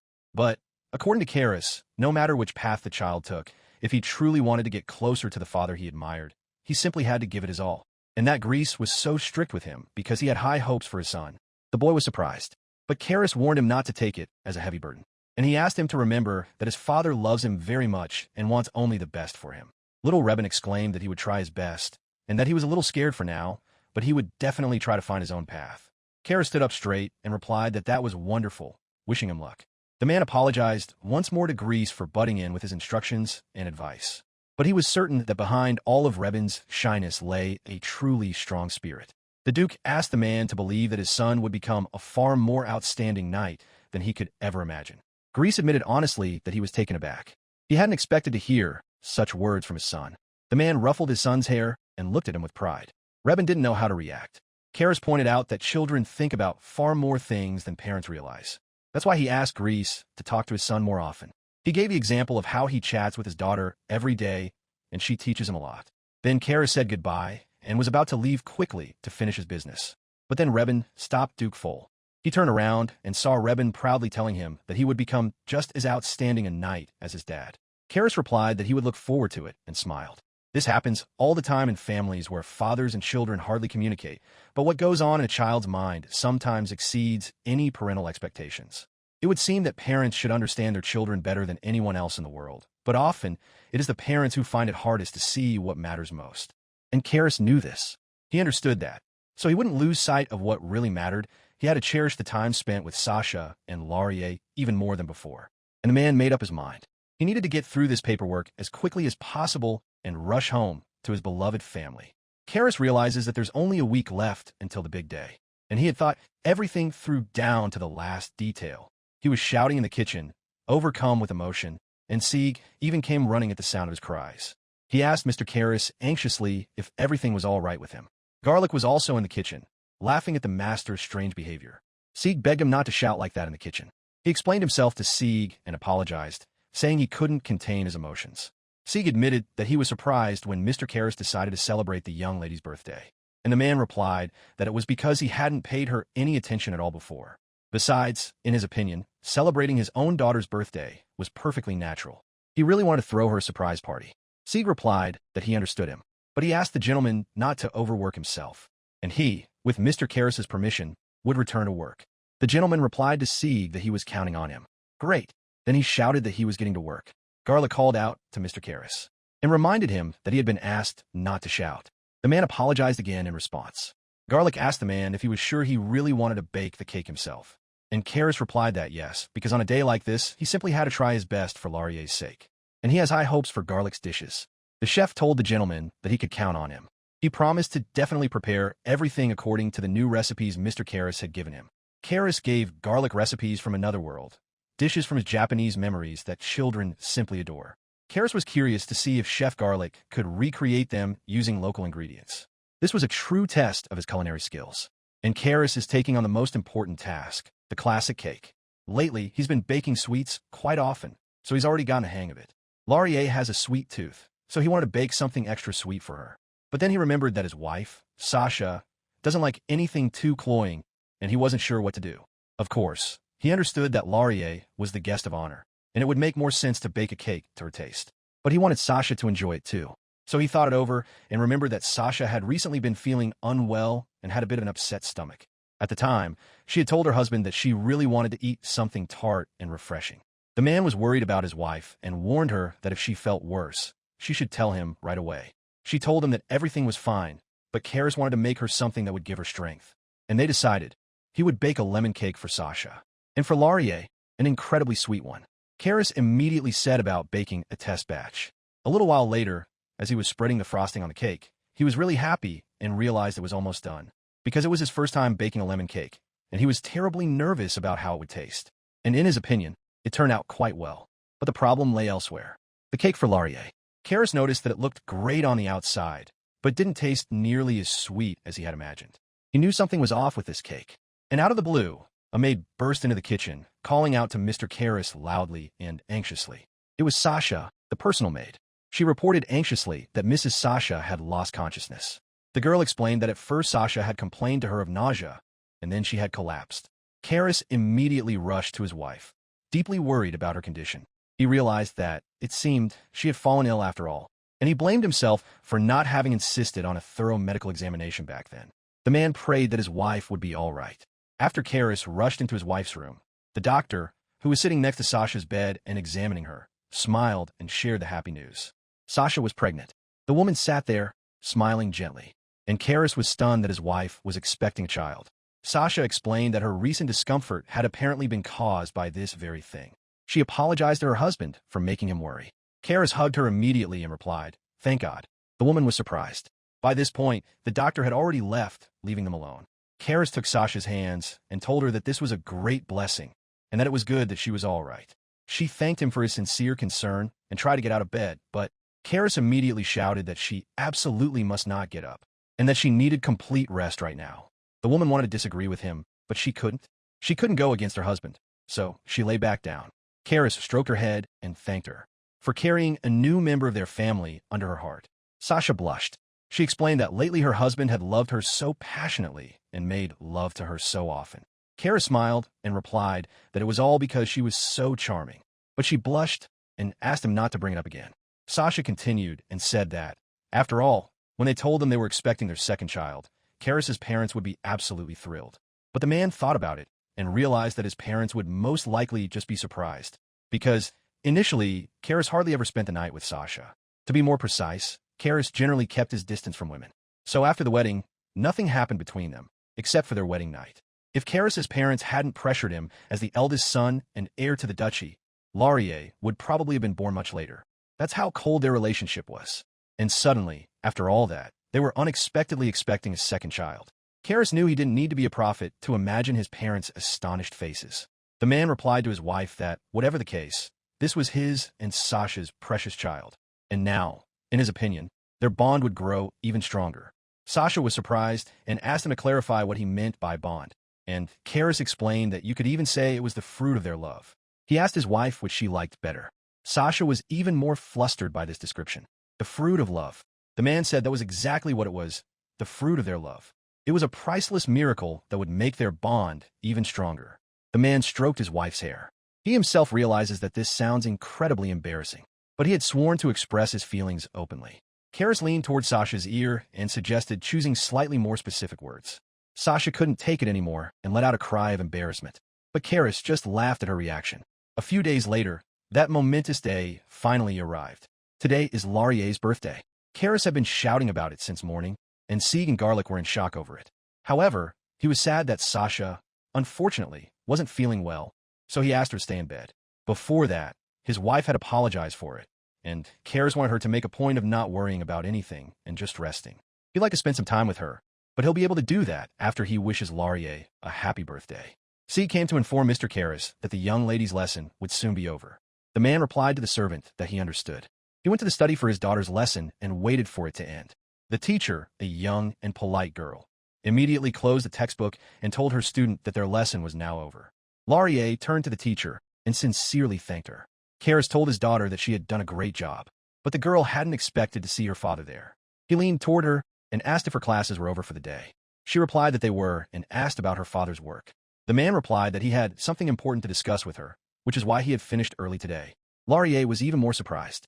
Karis led her to a huge, luxurious closed door and told her that they needed to go in there. Laurier guessed that her father's business was in that room. The man said yes and suggested that the girl open the door herself. She was very happy, and she opened it. A magnificent surprise awaited her behind the door. Beautiful garlands hung everywhere, and the walls and ceiling were decorated with flowers and bright ribbons. Overjoyed, Laurier turned to her father and asked, "What is this?" After all, it was such a beautiful room. Karis told the girl that, as she could see, they had decided to decorate the room to celebrate her birthday. He ruffled her hair and said that actually, her mom had wanted to come and congratulate her with them too, but she wasn't feeling well right now. So Karis suggested that his daughter go see Sasha later. Laurier turned to her father, and with a puzzled look on her face, she asked, "What's a birthday?" Karis was sadly surprised. He realized that she had never had such celebrations before. And the man explained to his daughter that a birthday is a day when they express their gratitude and thank Laurier for coming into the world.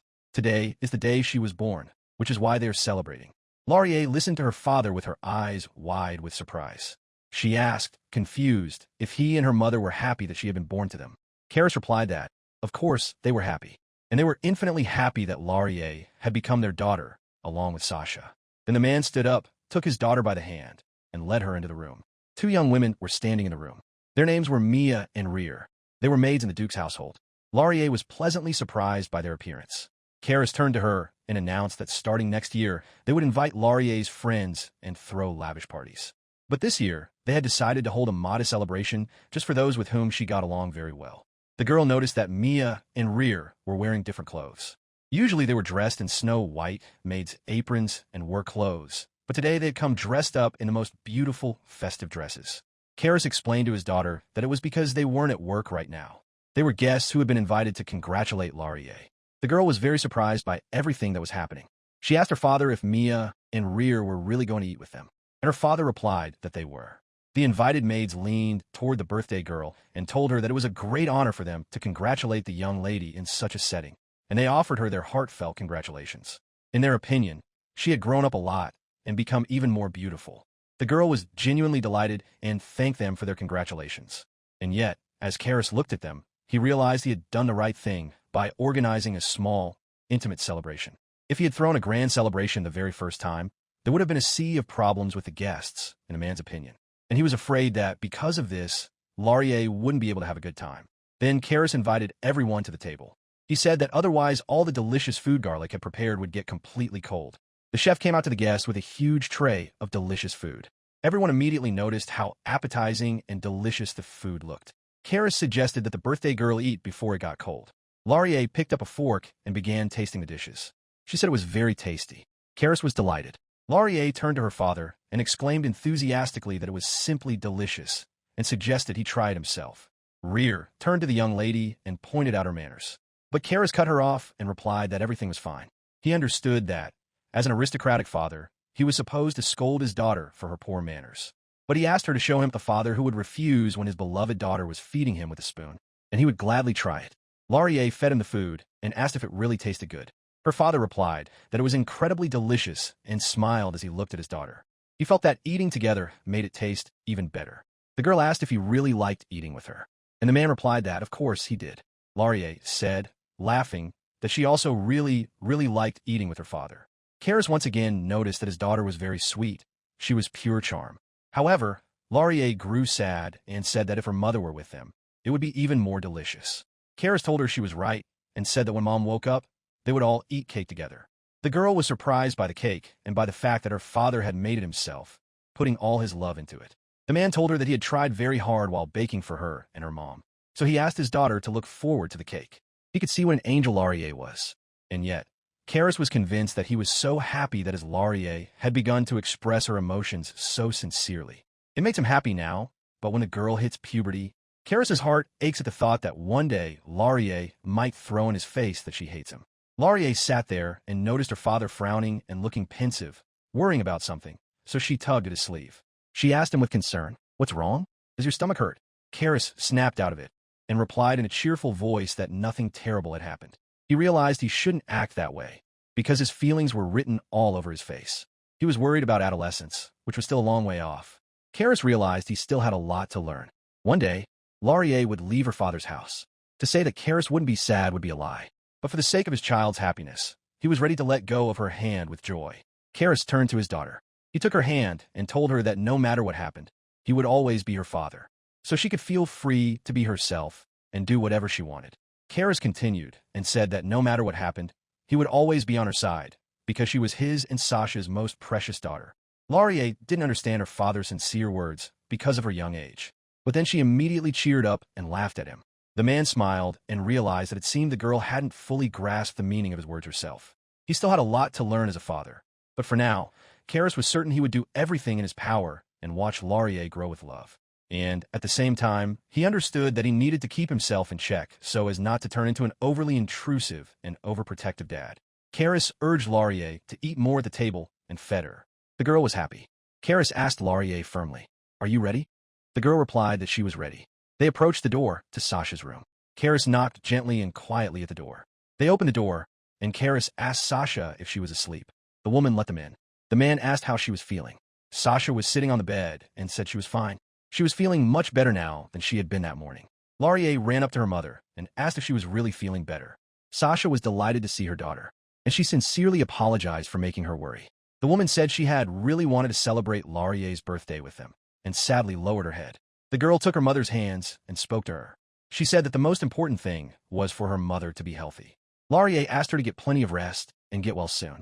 Sasha thanked her for her kind words. Karis watched them and noticed just how kind Laurier was. How lovely. The man felt there was no better word to describe this scene. He realized that this was exactly what paradise looked like, where goddesses and little angels dwelled. He remembered, and almost forgot, why they were there, and cleared his throat. The man asked Sasha if she had an appetite. Sasha thought for a moment and replied that she could only eat something light and refreshing right now, just a little. Karis was delighted and said that his treat for today would be just what his wife needed. Sasha looked at him in surprise, and a broad, happy smile spread across Laurier's face. Karis brought a tray with a cake and a pie into the room, and he presented his creations to the family. He explained that for Sasha, he had prepared a cake with the perfect balance of lemony tartness and sweetness. And for Laurier, a sweet strawberry shortcake. Surprised, Sasha asked her husband if the holiday wasn't over yet, and what did all this mean? Karis replied that the four of them had already had dinner together, along with Mia and Rear. But he said that today was such an important day, Laurier's birthday, and he had saved the main cake so that the three of them could eat it together as a family. Sasha sadly noted how much effort he had gone to for her sake, and said she felt very awkward. Karis remembered that Laurier had said how much she wanted to eat this cake with her mother, and the girl confirmed these words and exclaimed that she wanted to eat the cake with her mother. Sasha was pleasantly shocked. Karis asked his wife for her opinion. Sasha hugged her daughter and thanked her for everything. Meanwhile, Karis went to set the table for them and asked the family to wait a moment. The woman was surprised that her husband wanted to set the table himself. He cut the cakes into individual slices, placed them on everyone's plates, handed out forks, and did everything very neatly. Sasha said that it all looked simply gorgeous. Karis agreed with her. The man took a forkful of cake, turned to his wife, and asked her to open her mouth. Sasha was very embarrassed. Karis didn't give up and asked her not to be shy, but she still refused. Laurier also made her open her mouth and push her hand. She kept saying how delicious it was. And then Sasha couldn't take it anymore and finally opened her mouth. Karis shoved a forkful of cake in her mouth and was very happy, and she replied that it was insanely delicious.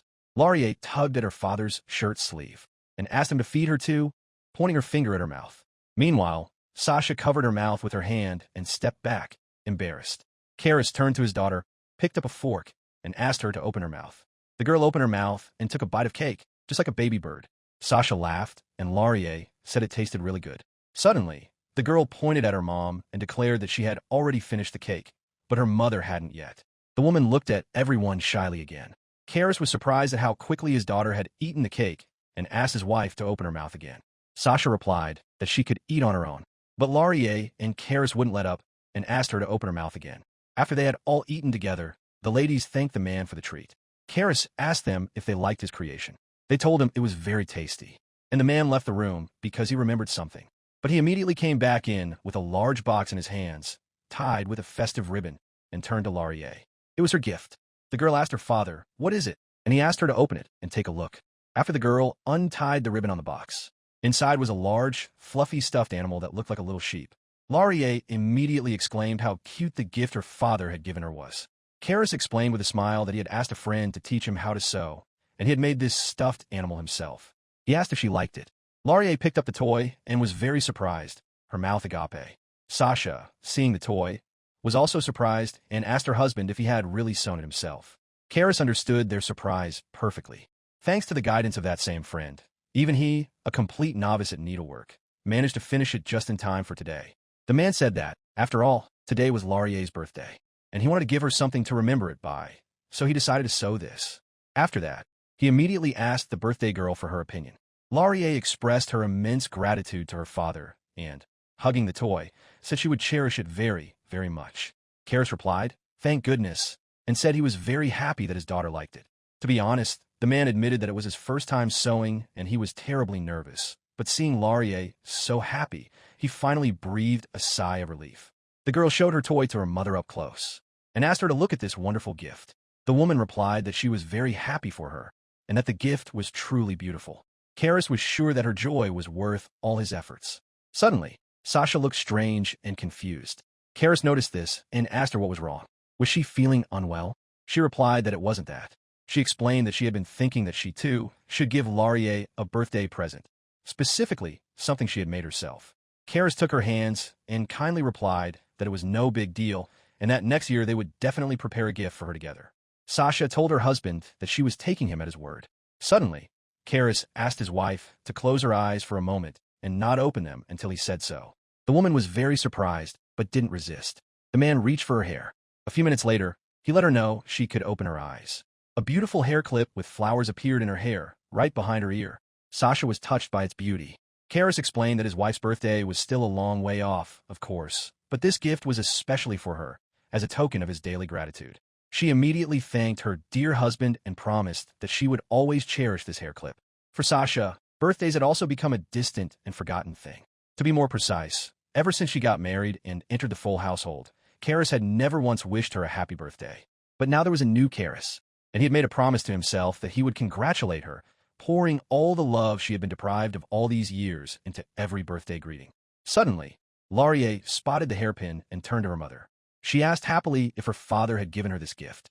Sasha replied that he had, and asked her daughter if it suited her. Laurier exclaimed that it suited her perfectly.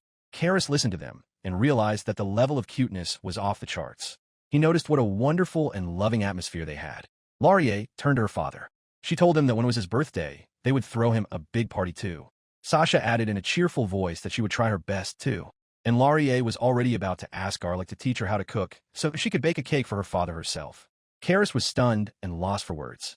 But then he replied that he would look forward to that day. He was sure that from now on, his birthday would become one of the most important family holidays for him. Sasha and Laurier turned to Karis and warmly thanked him. The man realized that, after all, kindness would save the world. The next day arrived. Karis thought about it and realized that yesterday had been simply wonderful. He was sitting in his office, busy with his work. Suddenly, he heard a knock on his door. Sieg entered and apologized for the disturbance. Karis asked the servant what was going on. Sieg told Mr. Karis that he had something to tell him. The servant placed a letter sealed with wax on Mr. Karis's desk and said it had arrived just a short while ago. The man recognized the letter, and he realized that his father and mother were coming to visit them. Sieg confirmed that yes, indeed, Mr. Oscar and Mrs. Rihanna would be arriving here soon. The former Duke Oscar Foll and his wife, Duchess Rihanna Foll, Karis's parents. As far as he could recall, since retiring from public life, they had been living quietly on one of their estates. But Karis couldn't understand why they had decided to pay a visit right now, and he immediately thought that they had found out about Sasha's pregnancy. But the fact was that Karis hadn't told them about it, which meant the circle of suspects narrowed down to one person. Mr. Karis asked Sieg if he reported everything regularly to his father and mother.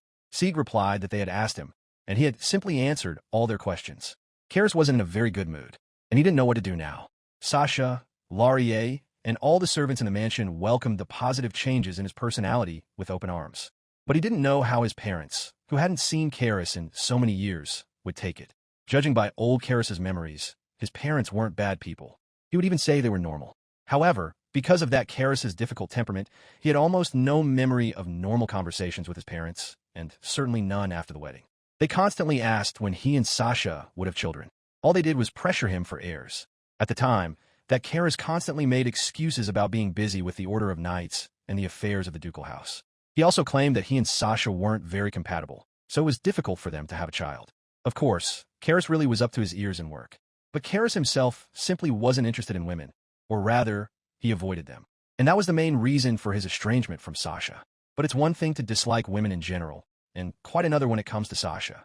The new Karis couldn't understand at all how he could have neglected such a charming and devoted wife. And, in any case, Karis now realized that it didn't matter. He turned to Sieg and asked for his opinion. How do you think his father and mother would react when they saw him now? Sieg smiled and admitted that, frankly speaking, they would be moved to tears. Karis fell into thought. Could it really be that Karis, who simply loved his wife and daughter, would elicit such a passionate reaction? The man waved goodbye to his servant Sieg and ordered him to prepare everything necessary for his parents' arrival. As for himself, he wanted to discuss this with Sasha and Laurier first. Sieg bowed to him, obeyed, and left the study. A short while later, the man told his family about his parents' visit. Sasha was surprised that her father and mother were coming to see them. Karis suspected that Sieg had already let everything slip, and he shared these concerns with the family. The man turned to his daughter and told her with a smile that she had seen them only once in her life, and that was at her birth, so she probably didn't remember them at all. The girl guessed that they were her father's parents. Karis replied that this was true and told her that to her, they were her grandparents. Sasha added that these were the people she should always call grandma and grandpa. The woman turned to her husband and said with a worried look that she would at least like to prepare for their arrival. But Karis warned her and reminded her that she mustn't overexert herself, because this is a very important time for her. Sasha apologized to her husband and said she felt very awkward about having to lie in bed all day. Karis replied that no, it was their fault because they were always fussing over her. He added that his wife shouldn't worry about it and turned to Laurier. Laurier agreed with her father. She exclaimed that she was just happy to be with her mother. Karis noted that, knowing Sasha's temperament, telling her not to worry was essentially the same as saying nothing at all. The man reminded her that right now, she was working for the sake of their future child, the new member of their family. And he, in turn, was doing everything in his power for her, Laurier, and the baby. Karis gently touched his wife's belly, which had already grown noticeably.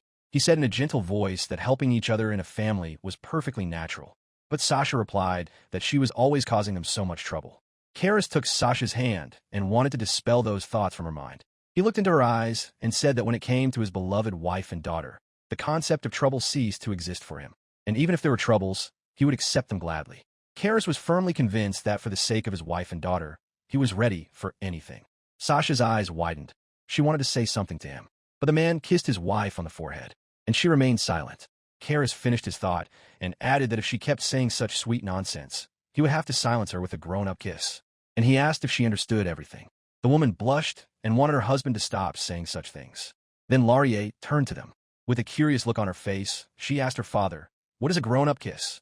This time Karis was the one who blushed, and he told his little daughter that it didn't mean anything like that, and asked her to forget it. He realized he needed to watch his language. Time flew by unnoticed, and the day of his parents' arrival had finally come. Karis ordered Sieg to have his parents stay in that bright room in the West Wing. The servant listened to his master's instructions and obediently carried them out. In Mr. Karis's opinion, the maids and gardeners were already doing an excellent job with the daily cleaning and garden maintenance. Karis and Laurier were having tea together at that moment. Suddenly, his daughter turned to her father, cup in hand, and asked, "What are Grandma and Grandpa like?" Karis paused to think. What were they like? After all, he himself knew about them only from the memories of the former Karis, so he didn't even know how to answer Laurier. But he found the words and told his daughter that her grandparents were very kind and noble people. The girl assumed that they were just as kind as her father. Karis was touched that his own little daughter considered him the epitome of kindness. And for him, as a father, there was no greater joy than this. So he told her that was exactly right. The man looked at his reflection in the teacup and smiled to himself. Karis told her that he didn't know how kind he was, but that her grandfather was an outstanding man who always put family first. And Karis himself also strove to be someone who put Laurier, her mother, and everyone in this house above all else. The girl exclaimed to her father with delight that he was very kind, and the man thanked his daughter for her words. Suddenly, one of the maids approached them. She addressed Mr. Karis and informed him that Mr. Oscar and Mrs. Rihanna had arrived. Karis heard this and immediately suggested that Laurier go meet them. The girl waved her arms and happily ran toward them with her father. The man greeted his parents and remarked that it had been a long time since they'd seen each other. He waved to his father and mother. Mrs. Rihanna replied that it had been a long time since they'd seen each other and that she was glad to see her son in good health. But Karis didn't understand why they looked so taken aback. He smiled at them and replied that he was also glad to see them doing well. Little Laurier was standing behind him, and Karis turned to her so she could say hello to her grandparents. The girl stepped out from behind her father's back, curtsied, bowed, and greeted them politely. Mrs. Rihanna was touched and exclaimed that she had only seen her at birth, that so much time had passed, and that she had grown so much. Mr. Oscar was also moved. Karis turned to him and said they hadn't seen each other in a long time. But Mr. Oscar asked his son if it was really him. Karis, not wanting to give anything away, replied as if nothing were wrong, saying it was him, and asked what was wrong. But the man didn't make much of it and still said that everything was fine. He explained that they simply hadn't seen each other in a long time, and he was surprised at how much his son's face had softened. Well, yes, the current Karis remembered that the past Karis had always looked at his parents like a wolf, so it wasn't surprising to him that his father was in shock. He replied to his father, patting his daughter on the head, that when a man starts a family, he changes, and he asked if it hadn't been the same for his father. Mr. Oscar replied, flustered, that yes, probably it had. Karis remarked that they must be very tired from the journey and promised to order tea for them right away. Mrs. Rihanna said they didn't need tea right now because she wanted to say hello to Sasha first. The woman realized that this meant Laurier had already learned to dance. She praised her, patted her on the head, and said that this was exactly what she had expected from her granddaughter. Karis noticed how quickly Laurier and his mother had hit it off. But Mr. Oscar looked at his son with distrust and apprehension. In Karis's memory, his mother rarely smiled so sincerely, and he realized that Laurier's charm had apparently melted her heart as well. The parents noticed that the home's decor had changed significantly. There were far more flowers, and they praised Sasha for her efforts. Mr. Oscar sternly asked Karis how his relationship with Sasha was going. The man answered honestly that there had been a time when, because of him, they had both nearly become unhappy, but now he loved them with all his heart. His father was still surprised by his son's behavior and didn't recognize him. When someone you love comes along, the world around you is transformed, and Karis was sure he was right. He asked his father how things had been between him and his mother. Mr. Oscar was stunned. Karis reminded him that he had never heard their story, so he asked him to tell it if the man didn't mind. Mr. Oscar was taken aback and fell into thought. Mrs. Rihanna approached them and sternly asked what they were whispering about. Karis answered honestly that he had been asking his father about their love story, and he asked his mother how things had started between her and his father.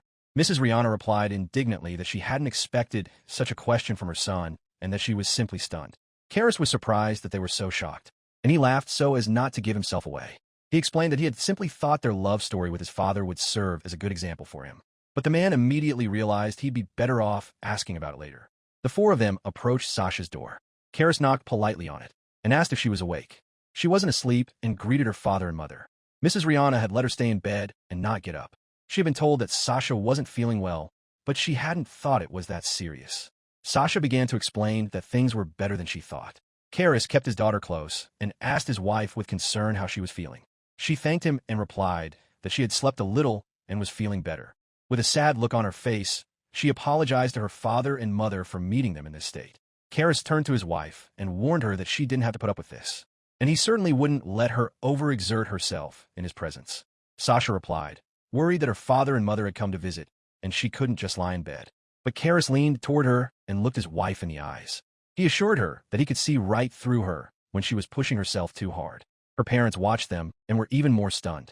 Karis told her that he knew his Sasha better than anyone else in the world, and in his opinion, they could say hello later when she felt better. Right now, the most important thing was to take care of her health.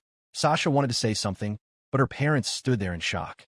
Karis warned his wife that if she continued to be stubborn, he would have to use that very thing.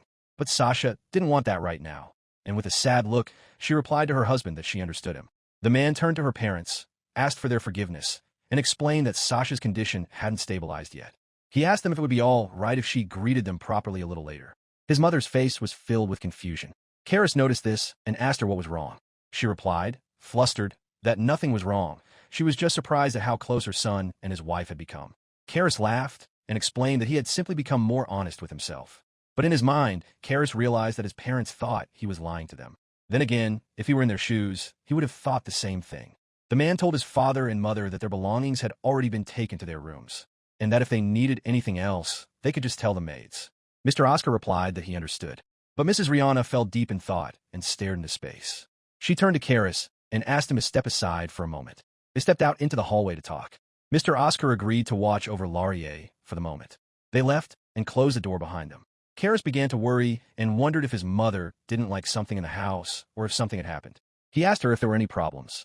She replied, flustered, that that wasn't it. The woman realized there was no need to beat around the bush, and she declared that she would ask directly. Mrs. Rihanna stood in front of her son and asked firmly, "Is it true, Karis?" And the man realized that he was being asked this question again. To be continued. Thanks for watching. Write your feedback in the comments. If you like the story, please like and subscribe. See you soon.